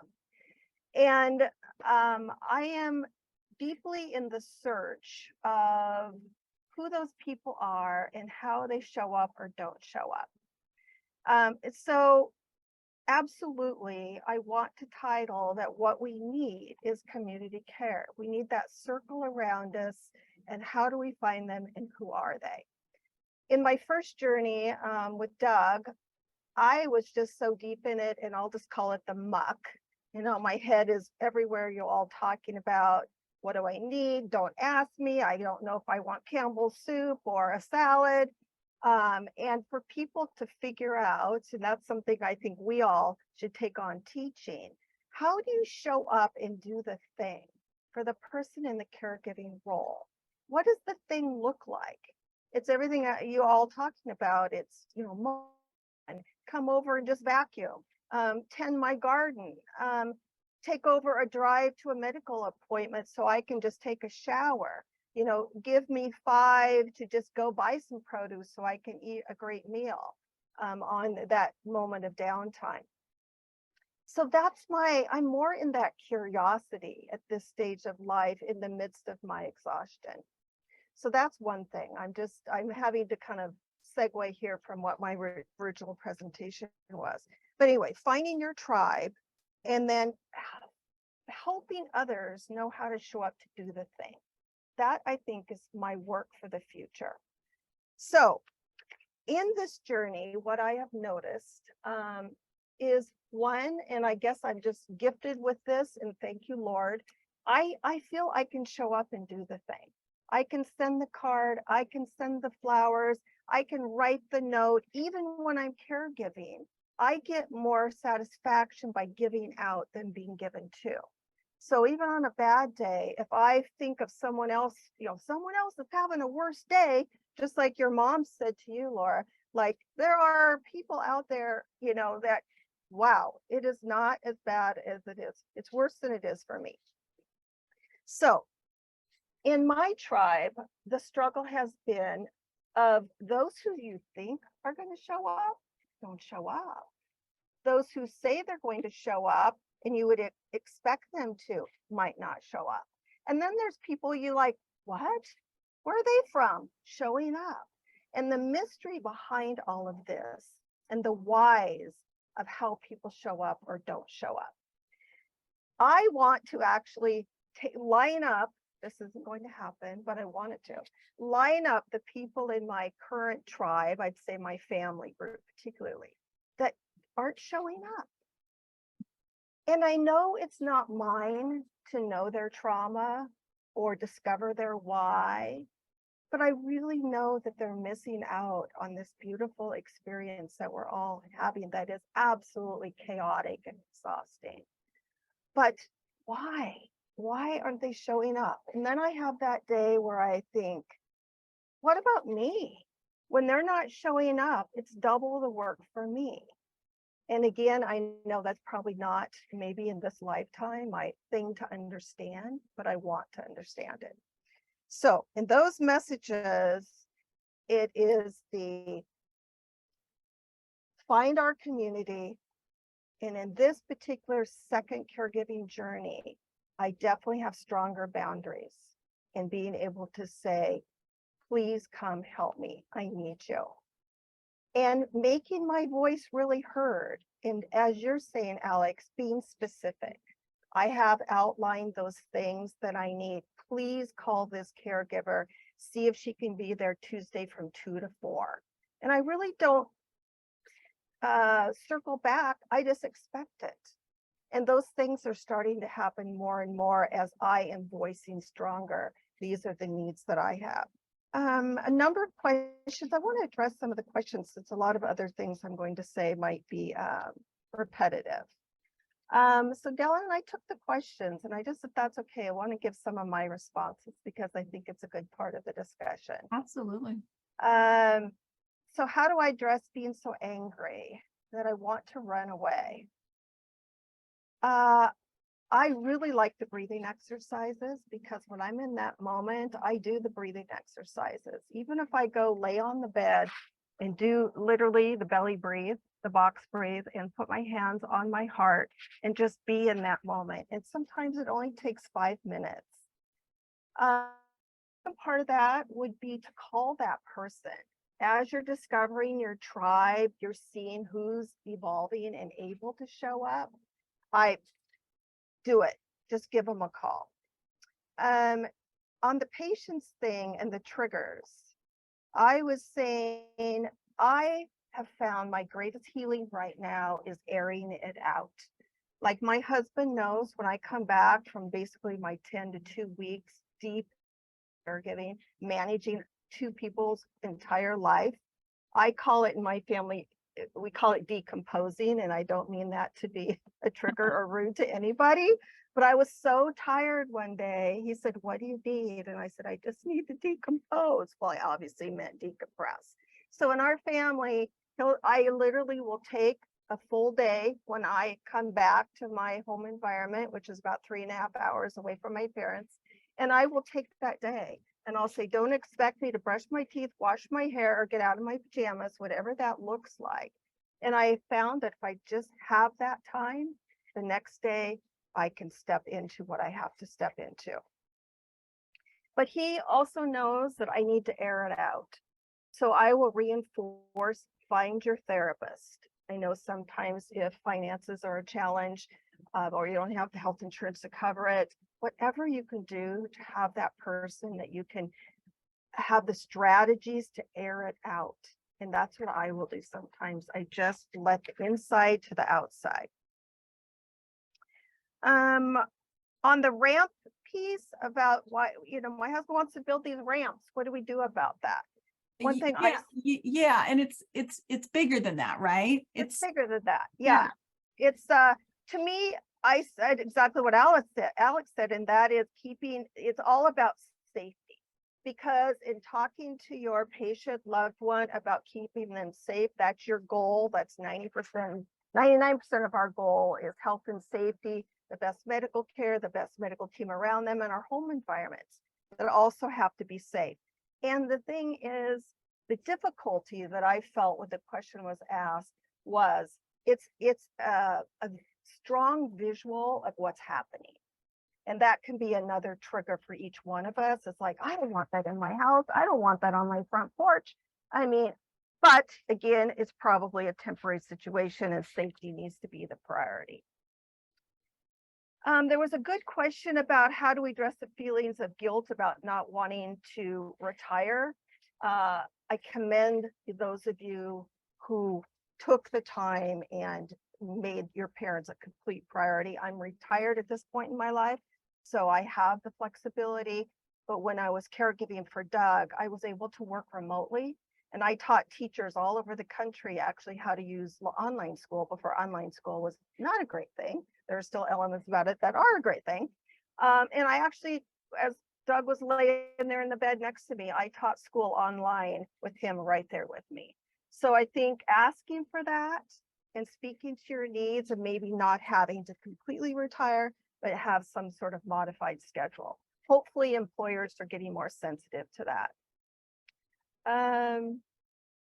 Let's see, what are some of the strategies for how to manage the thoughts of what is ahead? That one is a huge one for me because I'm right in the middle of it. The anticipatory grief became a real term again through all this caregiving journey, and I'm living that right now. So I'm going to share with you some resources that I'm a librarian. I have a master's degree in library science, so I'm a bookie. So I love any resources of digging in to all of this information. So with that, in the accordion piece, you should write a book. Whoever brought up the accordion, because we all know that feeling. So first of all, read Laura's book because yes. I have read it and I went right through your self-care piece and went, absolutely. I mean, water and food. And, the thing that was key there for me was honoring those moments you wouldn't think of self-care. Thank you. Like my drive over the mountains to Eastern Washington, self-care, going out and walking in the wheat fields, smelling a horse, literally. I mean, little tiny things, my Manny is down the hill, that thing is not happening. So love that. Another book that was wonderful for me, depending on your religious background or what you need for getting your vibe and your frequency up. But this one was really meaningful to me. I don't think you can see it in the boat light, but it's called Echoes of the Soul by Echo Bodine. And it really was, it's the journey of the soul, basically. And right after Doug passed, I needed this book. One of my dear friends who was able to show up for me brought me this book, and it was really meaningful. We'll send out resources as well to everyone who registered as well, just so you know, because it is kind of hard to see on the screen. Yeah. Yes.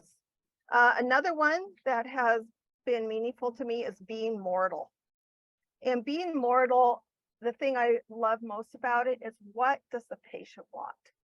we can easily get so caught up in, oh, we need to go to this doctor in Texas, and we need to go to New York, and we're just in Seattle, and are the best and the greatest, and am I getting in the information I need, and I should go down the Google hole, which we all do. What about when we come back full circle to what are their desires? Doug did not want to go right into Texas. I did. I wanted him to go to UCLA, of which we had one appointment just for a second opinion. He really wanted to stay with his team, trust his team, and be in that space. So this, for me, kind of sums up. And I'm doing that too with my parents right now. What does mom want? I want her safe in the family care home with 6 caregivers around her every day. Mom just wants to go home. So mom is home, and we're figuring that all out as we speak.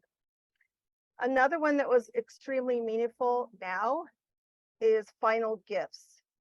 And this is one of the ways that I am dealing with thinking about death and dying. And as the gift of that, it's like birth is just such a celebrated thing, and death is so scary and to most people.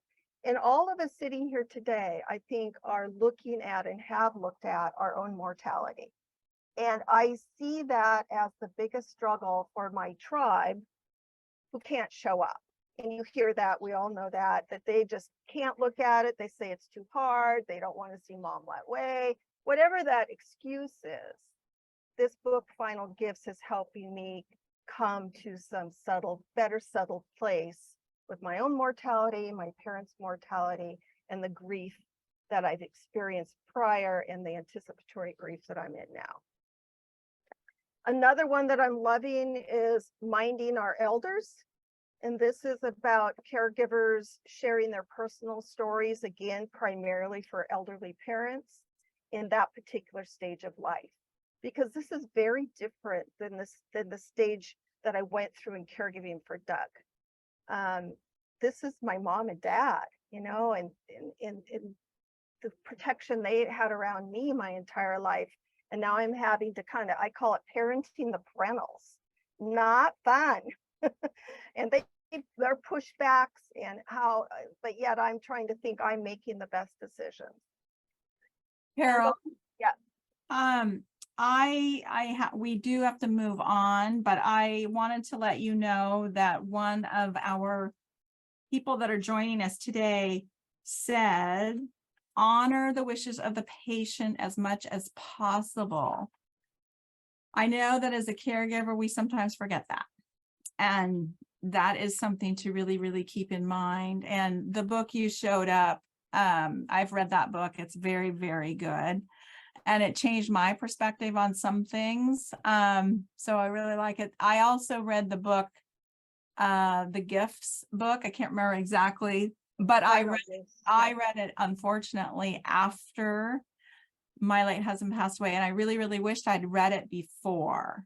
So truthfully, our organization used to mail that book out to caregivers when they would contact us, and it looked like, maybe their loved one would be headed in the direction of passing away. And I would always write a little note and say, please read this book as soon as you possibly can, because there are gifts.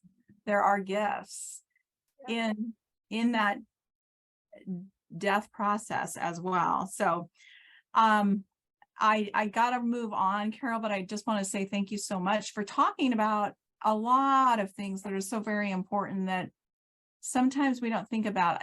The community piece, and why I think people don't know how to show up, and I think they're scared. And I also think, truthfully, I think people are afraid sometimes to cry in front of other people, and they think they're going to break down in front of you, the caregiver, and they're just too afraid. And I know the very first time I went to a therapy session when my late husband this is before he had passed away, honestly, I was afraid to cry. But for God's sakes, I'm human. Of course I'm going to cry, and it's really okay. And honestly, it's needed. So I want to just that piece about community showing up or not showing up is really important. And then being able to talk to anybody, just honestly, is so important because you do feel somewhat isolated. Thank you. And the Serenity Prayer has been a big one for me. Just put it up, post it, and read it every day. Very good. Very good. Thank you for that resource. We will put out those resources as well.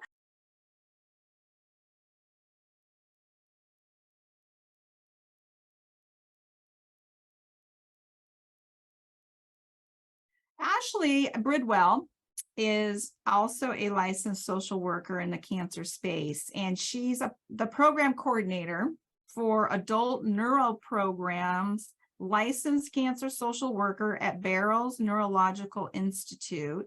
I'll let her tell you a little more about her, but I just want to quickly say, at the rehab program, as the rehab program coordinator for BNI, Ashley is the co-founder of the nation's first program to address traumatic brain injury in the domestic violence population.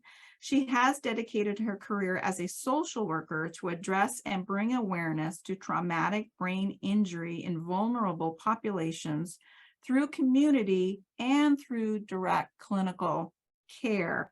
Ashley, it's an honor to have you here with us today. Thank you so much. Thank you for having me. It's really nice to see you guys again, or I guess Dellann, you again. And you too. Thank you so much for putting on these such informative webinars. I mean, I really like some of the information I've heard this morning is just, it's gold, you know, and lived experience, shared experience is crucial for people going through this. So thank you to everybody that's spoken before me.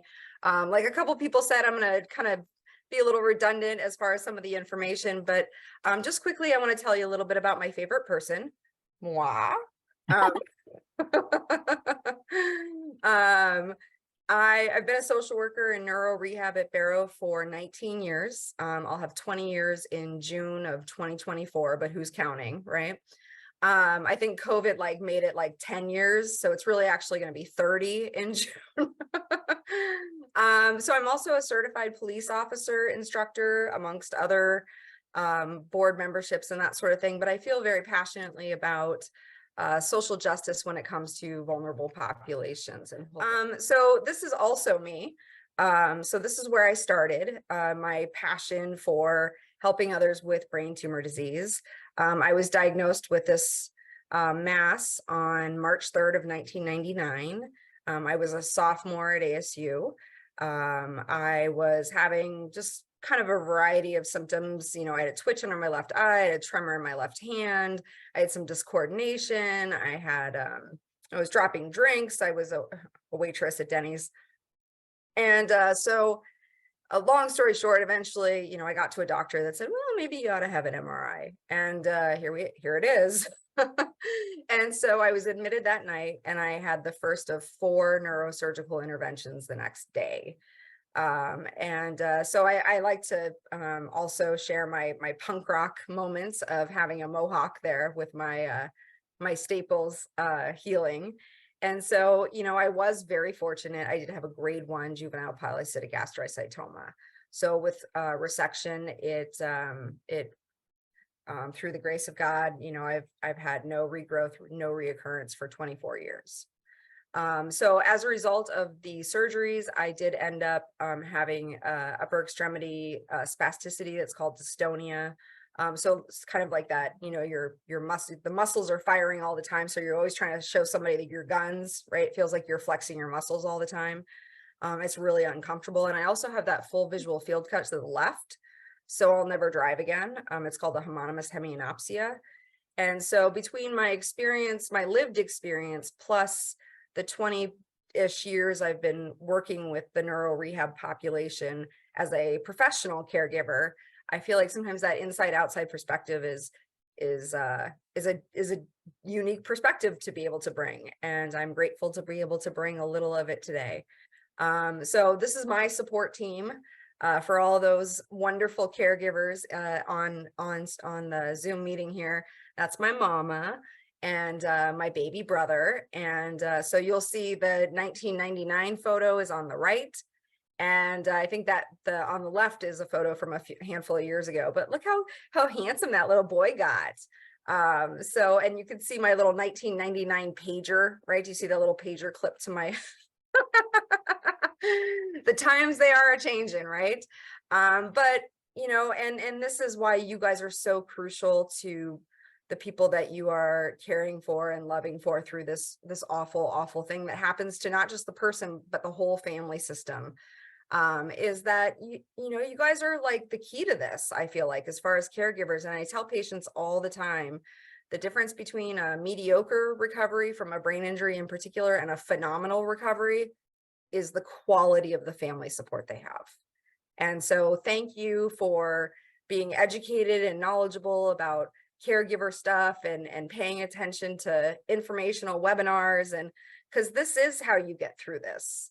I think somebody asked before, you know, how do I deal with the anticipatory grief? Just like this. It's talking to people, it's networking, it's building small groups, it's doing whatever it takes to let you feel your feelings. Because I also heard somebody talk about Brene Brown, and yes, mwah, I love her, great, best social worker. But she always says feelings are for feeling. And my favorite term is also this too shall pass, right? The good stuff and the bad stuff. So this is just a fun fact. This is how I see. This is my visual field kit. So it makes navigating through crowds a little tricky, but you know, we do it. I wanted to put this in here just to kind of give you guys a flavor of, although we may be talking about GBMs and prognosis and that sort of thing, as far as neurorehabilitation and the role for neurorehabilitation, it really can be helpful with any type or prognosis of tumor, from the meningioma that, you know, I've heard the neurosurgeons joke, it's kind of like a hemorrhoid. You just pop that sucker right out of the brain. I know it's this morbid, you know, medical humor, right? To GBM, where we know it's you know, it's a nasty one, and the DIPGs and that sort of thing. So so neurorehabilitation can be about maintaining strength and endurance so that the patient can continue to help care for themselves for as long as possible. Because you're right, independence does make them feel better and feel like they're taking a burden off of caregiver. So this is an example of my own left upper extremity after 24 years of dealing with spasticity on a new machine that we've been using at Barrow. So on the left side, or sorry, on the right side is where I started. So you can see that oval, right? It's supposed to be a circle. And you can see the lines on the left side are a lot neater, right? And that was just from about 5 sessions of neuro rehab. So we do recover, right? So that neuroplasticity and the repetition of movements and the neuromuscular re-education of neuro rehab is fascinating. The brain is just such an amazing organ. So so this is just an example. Oh, Dellann, yes. I have a question. Yes, ma'am. Sorry to interrupt you. No, it's okay. So as a caregiver, I want you to talk about how important this information is, because many of us here today have been or are a caregiver for a person who has had a traumatic brain injury, a resection. Mm-hmm. And many times when a patient, you know, gets out of surgery, things traumatic, you know, there's been a traumatic brain injury, and that person may not be able to do whatever it is that they could do. And I know that's a really scary thing, not only for the patient, but also it's incredibly scary as a caregiver. And to be honest, I wish someone had actually, for me, talked to me a little more about what to expect after surgery, and the fact that there is neuro rehab that's going to happen, and that we may expect this, and literally looking at examples would have been super comforting as a caregiver. I hear you to my core, Dellann, and I'll tell you why. I had this upper extremity spasticity and visual field cut from the day I left the hospital. I didn't get therapy for it until I started working at Barrow. and somebody said, do you have a split for that hand? And I was like, a what? You know, and so I agree. And this is sometimes what, and I'll tell you why I think it happens, is that patients that come in for planned neurosurgical interventions, that, you know, have a few days in the acute hospital, they don't often do a lot of neuro evaluations, because the focus is this incision healing nicely? Did the surgery go well? Is your pain controlled? Right. So it's kind of like the nuts and bolts of, can we get you home safely? Right. Because we're negotiating with insurance contracts about Right. how many days we can keep somebody. But anytime anybody has any surgery, I would suggest you can always ask for a neuro rehab evaluation and talk with the hospitalist about getting that process started before you leave the hospital.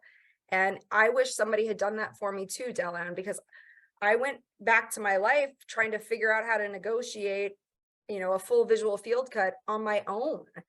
And fortunately, you know, at 19, I was a pistol. Well, I'm still kind of a pistol, but I was, you know, I was just going to figure it out, you know, and I was ambulatory. I could walk.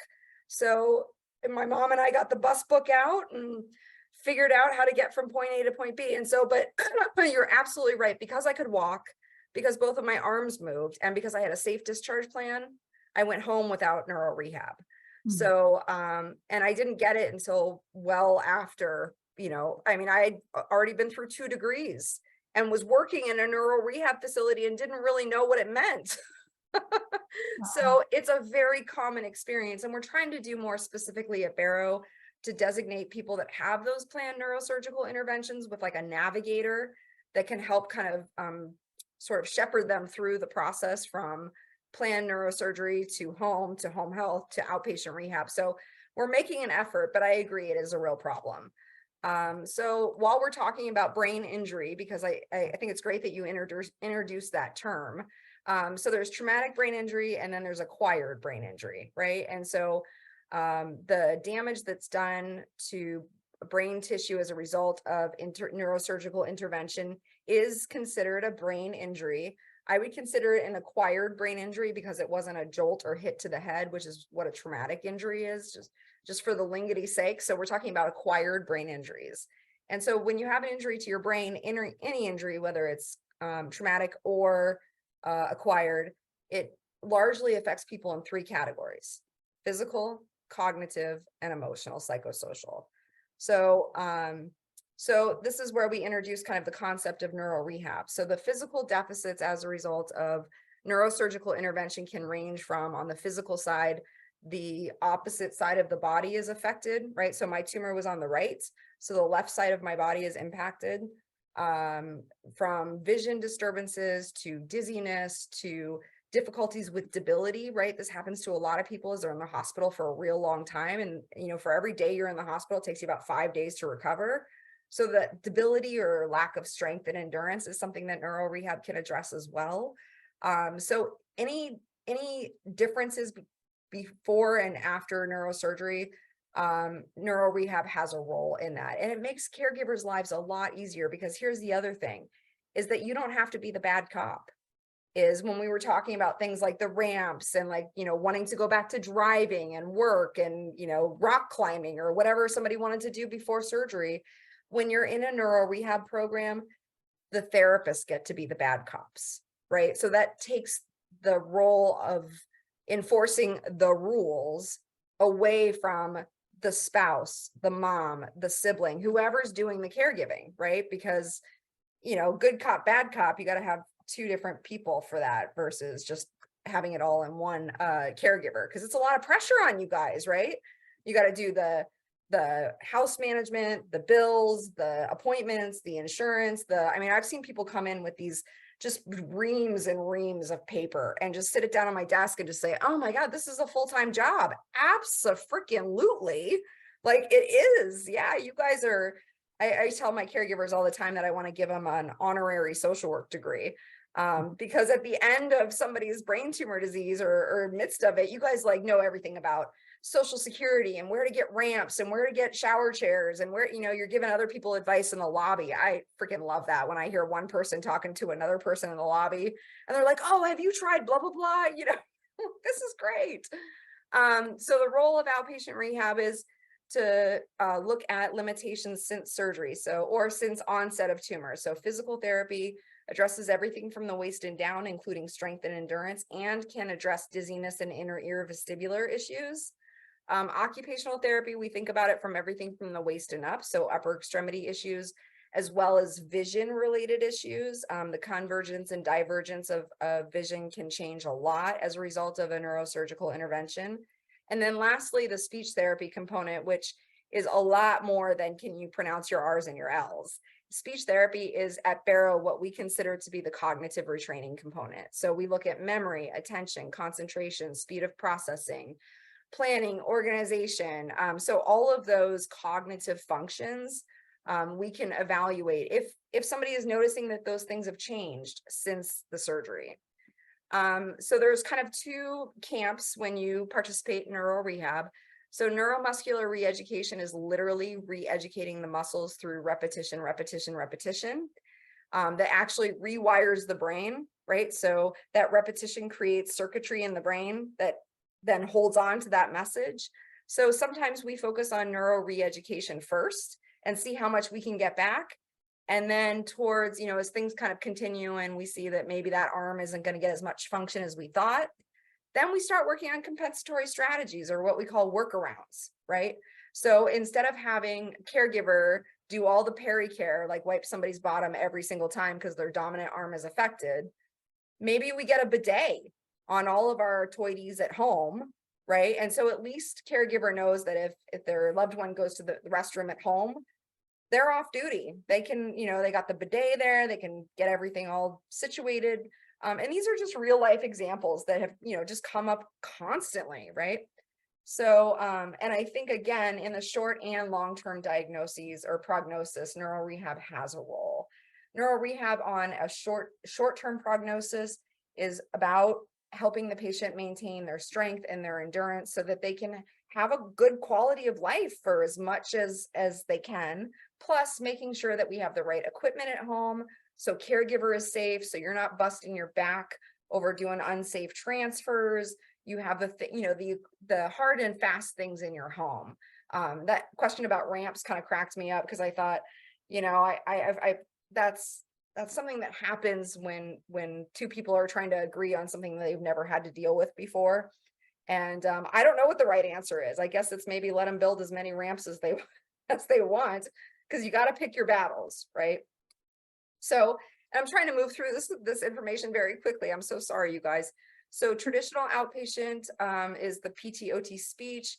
At Barrow, we have a partial day treatment program for people with neurological injury called the Bridge program, which includes PT/OT speech, psychology, and a smattering of groups. We have the Center for Transitional Neuro-Rehabilitation, which is a full comprehensive neuro-rehabilitation program. So 5 days a week, 8 hours a day with an emphasis on return to work. We have movement disorder outpatient rehab for those that have Parkinsonian and spasticity that's related to brain injury like mine. And we have so many others. Barrow is really such a wonderful family. So special considerations for caregivers, and I just have a couple more slides left and then we'll wrap up. So I was with a friend this past weekend whose daughter unfortunately is in stage 4 breast cancer, and he's my age. And so the two, we're in our 40s, and we went and got him a tattoo of an oxygen mask on his wrist, because when you get on the plane, what do they say, right? Put your oxygen mask on first and then help the person next to you, because if you're not breathing, that person next to you isn't either, right?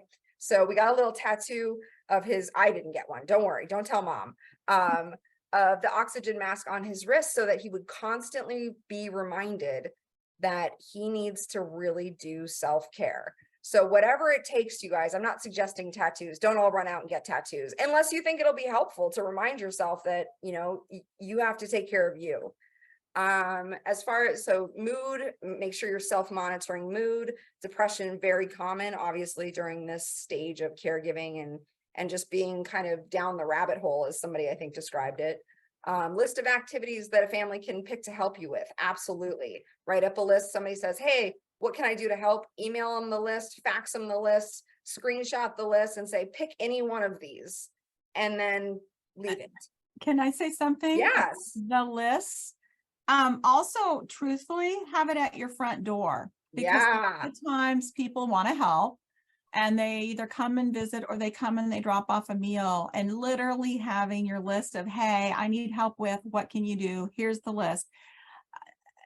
You know, it just, people will step up. People will step up That's right. because you're telling them exactly what you need. And in fact, I'd further that by saying there are people, especially, you know, in my life, that have been so honored to help me, right? Because that's such a, and it's a way to really deepen a friendship too. And it seems kind of weird, that kind of counterintuitive, that asking for somebody to do something for you would deepen your friendship, but it really does, right? Because you're showing that vulnerability, right? You're getting a little bit vulnerable with somebody and saying, like, I really need some support with this. People, they feel closer to you. I've every time I have helped somebody or encouraged somebody to request help, it's really phenomenal what happens, because they get so much more out of it than just whatever the task is, right? And so I always think about, you know, people say, oh, I don't want to ask for help. Well, you know what? Maybe it's not for you. Maybe that person on the other end that you're asking for help, maybe they really needed to feel useful and productive. You never know where people are at in their lives. I mean, I'm not trying to get like dramatic or whatever, but I think there's always a chance that the person on the receiving end is looking for exactly what you need. So yeah, don't be, in fact, I like ask for help, like ask for, go big or go home, you know, like yard work, like, so you'll be amazed what people are willing to do when you get vulnerable with them.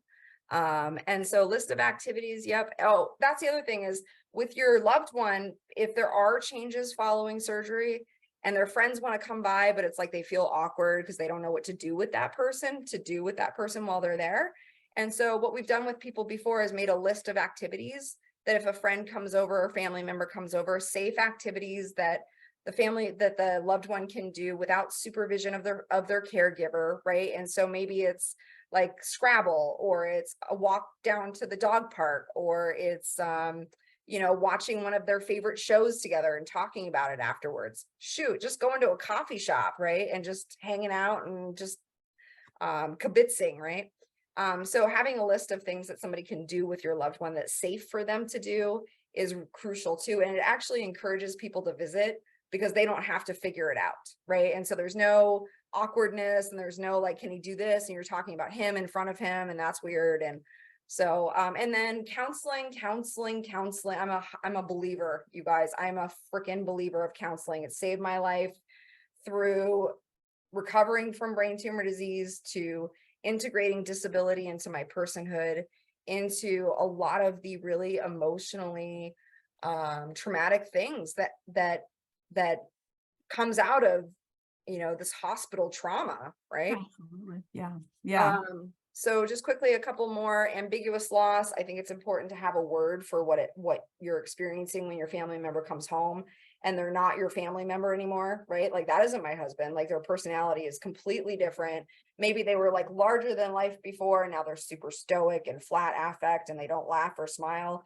You know, we call it ambiguous loss, and it's the stranger in the living room, right? Like, who is that guy? Like, I brought him home from the hospital. I know they said he was mine, but he doesn't really seem like, you know, my guy, right? And that's grief, right? And so you guys are negotiating that ambiguous loss while that person is still living. And so you've got the ambiguous loss, and then at some point, right, we all have the actual closure grief, which is, you know, the end part. But I think this is really important for somebody to have a name to call this. So we call it ambiguous loss, and it's a caregiver thing for sure. We talked about good cop, bad cop with rehab. So your role when they're in rehab is be their cheerleader, let them fail. This is hard for caregivers and family members because nobody wants to see their person that they love so much struggle, right? But sometimes they have to be aware of what their limitations are, right? So kind of like, you know, Alcoholics Anonymous, right? Like if you go to AA meeting and you don't think you're an alcoholic, you're not going to get anything out of it. So if you're going to rehab and you don't have a lot of awareness of what's different since before your injury, you're going to kind of shine them on and go through the motions and do your thing. But letting somebody fail at something every once in a while is, if it's for safety, is okay. Monitoring their progress, because they won't be able to see it. Being their appointment keeper, their advocate. So here are some caregiver resources. The National Brain Tumor Association, or the network. Great talk this morning, by the way, Alex, well done. Everybody has been so articulate. Brain Injury Alliance or Association in your state is another resource that we don't frequently think about, because we don't think about it as a brain injury, right? It's a brain tumor. You have brain tumor surgery. Well, we just all learned that acquired brain injury is what you're dealing with when you're dealing with the aftermath.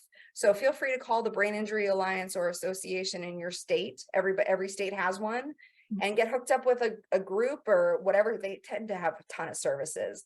988, thank you, Alex. Yes, the nationwide crisis hotline. So I'm on the board currently for the Arizona statewide Arizona statewide 988. And what's great about the hotline is that there's also a warm line component. And Alex, I don't know if you went over this part of it, but yes, it's a hotline. So if there's a mental health emergency, like your loved one is having what we call a catastrophic response, which is they're presented with something that maybe was super easy for them prior, and now it's really hard. And that's can be a very like disturbing emotional moment, or anything else, right? With that emotional lability and just mood swings. So instead of calling 911 because your family member is out of control, you call 988, and it's way better to get a team of counselors than a team of cops. So 988, if they feel like it's a situation where the person could be a danger to themselves or others, they'll actually send a crisis mobile team to your home to work with your families to determine what the best plan is for making sure that that person is psychologically and psychiatrically safe. So I've done some ride-alongs with the crisis mobile teams. Wow, they are super good. At least in Arizona, they're surgical. They kind of come in and they deal with the situation, and before you know it, they're out and you've got a good plan in front of you. So the other really great thing about 988 is that they have a warm line, which is when somebody just needs to talk to somebody, you can call 988 and ask for the warm line. You get a peer counselor, somebody that's had a mental health or a substance abuse issue on the other end of the phone that can just talk to you for 13 minutes. And then you hang up and you get 13 more minutes. And then you hang up and you get 13 more minutes. So hot or warm line, great resource for mental health resources as well. They will help you learn and understand how to access your specific mental health services through your specific insurance, because sometimes navigating through that can even be tricky. So I went, like 10 minutes over. I'm sorry, Dellann. You're fine. We were 10 minutes late getting you back on. So no Okay. worries. No worries. I'm just what want is- to honor everybody's time here. So thank you for letting me ramble on. Oh, this is great. I have a question for you when you're done. Are you done? Yeah. Question. Okay. So this is really great. Your graphic is awesome. So I love the QR code. So it's brain tumor patient and caregiver education. You guys will send this out too, but it's right there if you want to scan it. It's awesome. My question, I'm going to start with you, but Ashley, because the question has come up many times when people get a hold of us, and also a lot of people who are joining us today, is what types of respite care is available to caregivers? Yeah, how do we find that out? That's a great question. And when people ask me that, I usually ask them, are you looking for a private pay referral, or are you looking for some kind of assistance through your health insurance? So usually they say, oh, I'd really like my insurance to pay for it. And I agree. I think that would be wonderful. However, when you call your health insurance to ask if you have caregiver benefits, be sure you use the right language, which is you're looking for a paid care attendant versus calling up and asking for home health, because those are two completely different things. So home health is skilled physical, occupational, or speech therapy at home. Okay. A paid care attendant is somebody that is a non-skilled, not non-skilled, but non-licensed care attendant that provides non-skilled care. So they can't do meds, they can't do therapy. They're just kind of there to hang out, companion care, right? So call insurance first. Hey, does my insurance cover any paid care attendant services? The answer likely will be no. So then you have two options. You either figure out from a private pay perspective how you're going to raise enough money to take care of your family member, or in the state that you live in, you're going to connect with the Brain Injury Alliance or Association or the Brain Tumor Network to identify specific respite resources in your community. But this question usually is about who's going to pay for this, and your health insurance likely will not. There are home and community-based waiver programs in some states, which means that the states have figured out that keeping somebody in a nursing home is more expensive than keeping them at home with a paid care member or a paid care attendant. And they have something where they can pay a caregiver to help you in your home instead of having that person be institutionalized. So in Arizona, we call it Arizona Long-Term Care Services. And there's very specific eligibility criteria. Yes, right. I know, Carol, I've looked into that a little bit, not for your personal situation, but for others as well. My experience with my late husband was that when he was in hospice care, there was some respite care tied to hospice. Yeah, thank you for that. I completely forgot about the hospice piece. Yes. So, but unfortunately, we're just doing, general neurology. It's, just paid care attendant, typically not covered by insurance. But again, connect with the networks and the alliances, because they know all of the, kind of ways to navigate, those waters and back doors and loopholes and all kinds of good stuff. That's awesome. Thank you. Actually, Can I add to that? Alex, yes. Yeah, I wanted to add that some people, I feel like it's rare nowadays, have cancer policies or long-term care insurance, which often will assist with the cost of private duty caregivers. So it's always worth asking about that if somebody might have it. Absolutely. Can I ask a question? Yes. Ashley, is it possible to get the information personally to me about your sources of getting caregivers without insurance? That's a very valuable source. Yeah, I would say, are you in Arizona, sir? Yes. Okay, good. So we're talking the same language then. Yeah, absolutely. I think my contact information is on the PowerPoint slides you received, and so feel free to reach out to me or anybody at the Ivy Brain Tumor. Yeah, and I wonder, Sean, are you able to put Ashley's slide back up? Okay. Oh, there we go. There's Ashley's contact information right in front of everyone. Thank you so much. Yeah, feel free to reach out and I'll get you connected with whoever can help navigate you through those waters. Thank you. Yeah, that's totally awesome. Did anyone else have any information to provide related to, respite care, as well as how to financially pay for it?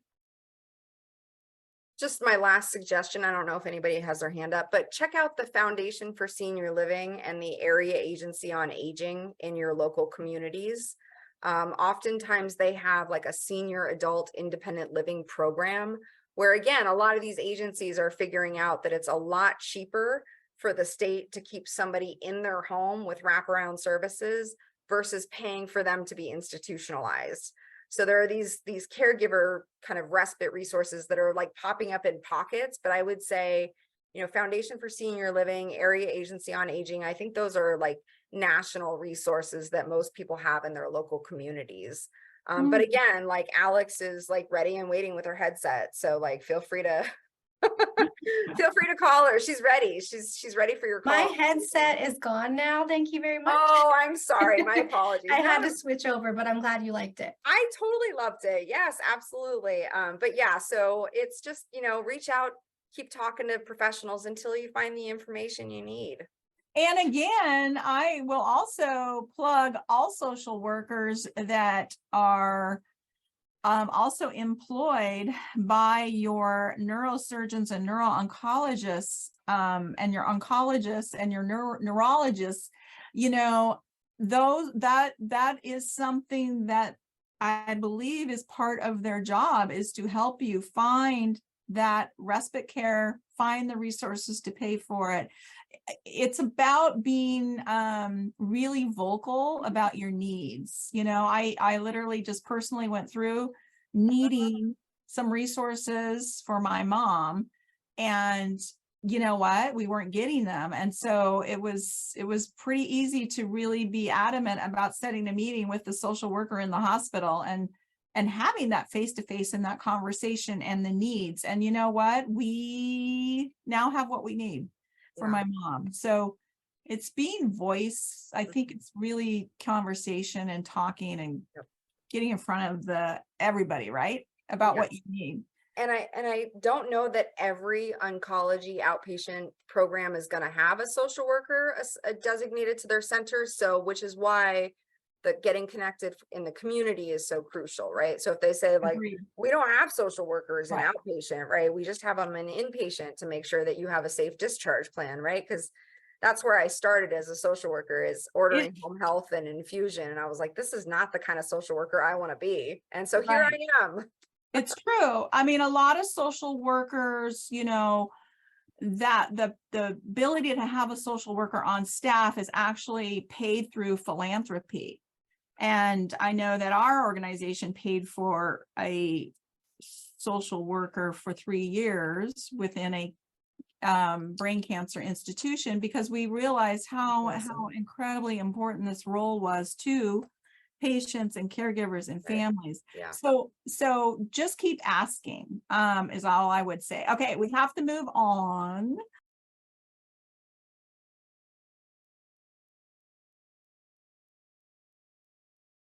One of the things I want to take just a super quick minute to talk about is, if you don't know, the End Brain Cancer Initiative is involved in inserting the patient voice into many different clinical trial protocols that are being developed today in the GBM space and the recurrent GBM space.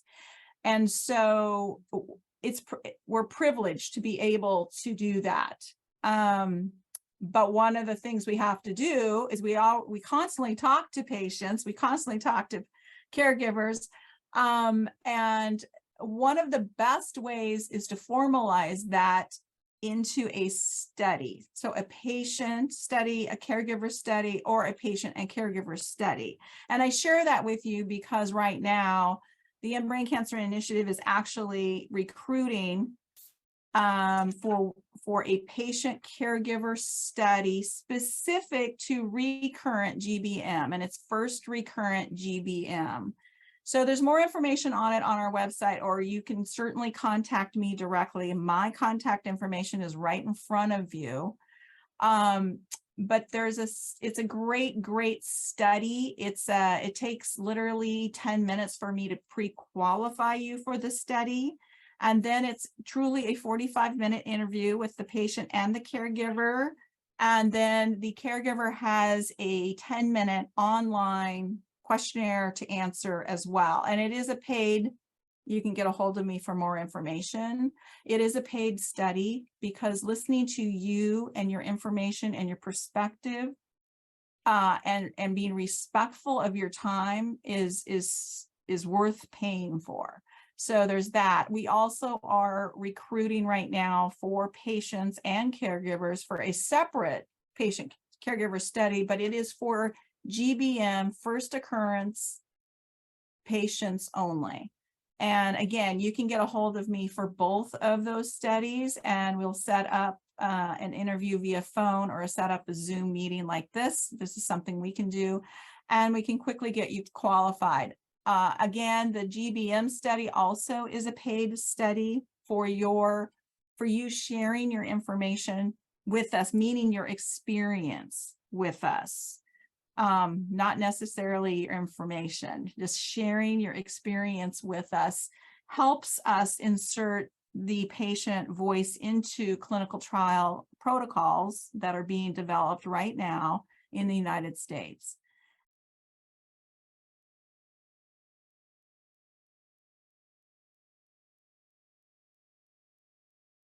Elise Fyhrie is new to our team, and she is our disease education mobile app manager.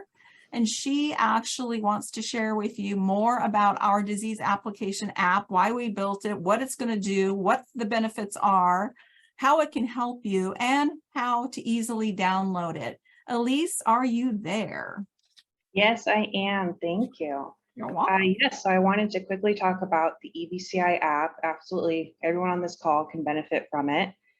This is going to be EBCI's bank of knowledge and resources that you can utilize. It has clinical trials, patient and caregiver resources, research, events such as this one, and it's really the best way to get live updates straight from EBCI, so you have the most current information. And so the installation process is really easy, and I'm going to walk you through that now. So you can either grab your cell phone and scan that QR code on the screen right now, or I am also going to share the link in chat. And once you go to that link, you're going to go to this page. And what you're going to want to do is scroll down to where it says download the app and click on that button. And that's going to lead you to this screen where we're just going to ask you a couple questions, get a little information about you. I want to show you we're not going to sell your information or spam you. What this does is this allows us to send you personalized updates and really get you the information that's going to be most relevant to you. And so after you fill this information out, the most important part is you're going to hit save and install mobile application. If you're on your cell phone, it'll lead you straight to downloading the app. And if you're on your desktop or your computer, it's going to send you a text message with a link that you can click to download the application. And that is it. That's it. It's easy. And That's it's also easy. important to click I'm not a robot either, but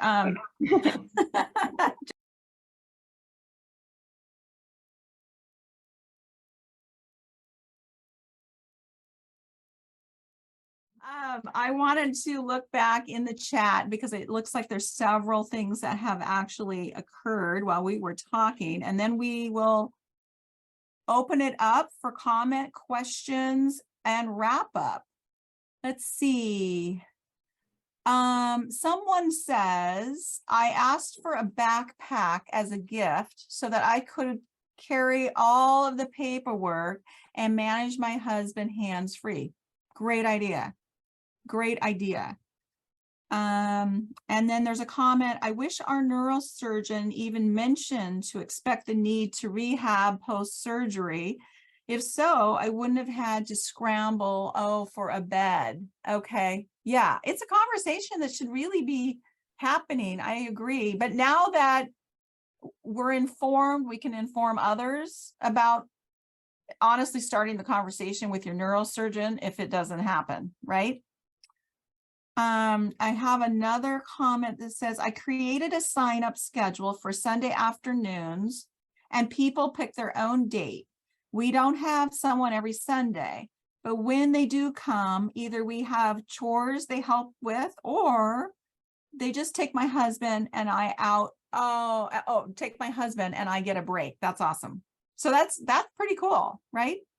They're saying every Sunday we've opened it up for some help. And then another comment is, don't hesitate to ask for help other days too, which not just Sundays. Okay, that's so great. You guys, I'm going to scroll up just a little bit just to see, make sure I haven't missed anything. Someone wrote, the book Being Mortal is excellent. Dr. Gawande, he has a TED Talk on this book. I didn't know that, and I will be watching it. This book, I only read this book probably 3 years ago, but it's a really, really good book. And it does put into perspective, like, you know what, we really have to listen to the patient. We really have to listen to the patient and honor their wishes. Because I know sometimes we forget and we're busy saving that patient's life, right? So anyone have any questions or comments for anybody today? Please feel free. No. Laura, really sincerely, thank you for joining us from Ottawa. Thank you for having me. And it's been honestly super fun to get to know you a little bit. I'm hoping, Jenny, you're still on. I want to thank you, Jenny, for introducing us to Laura. Jenny is one of your biggest fans. And she provided your book to the first 10 people who actually registered for this event today. And if you haven't received your book, you will. So thank you, Jenny, for that. Thank you, Laura, again. Yes.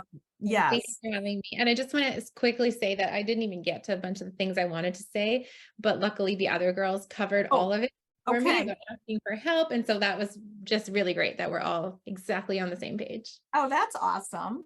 And I want to thank Alex so much. Thank you for joining us today with the Brain Tumor Network and your toolbox information. Very helpful. Thank you. Thank you. Carol, thank you so much for sharing. And, you know, in my mind, sort of waking us up to community care, right? And what is that?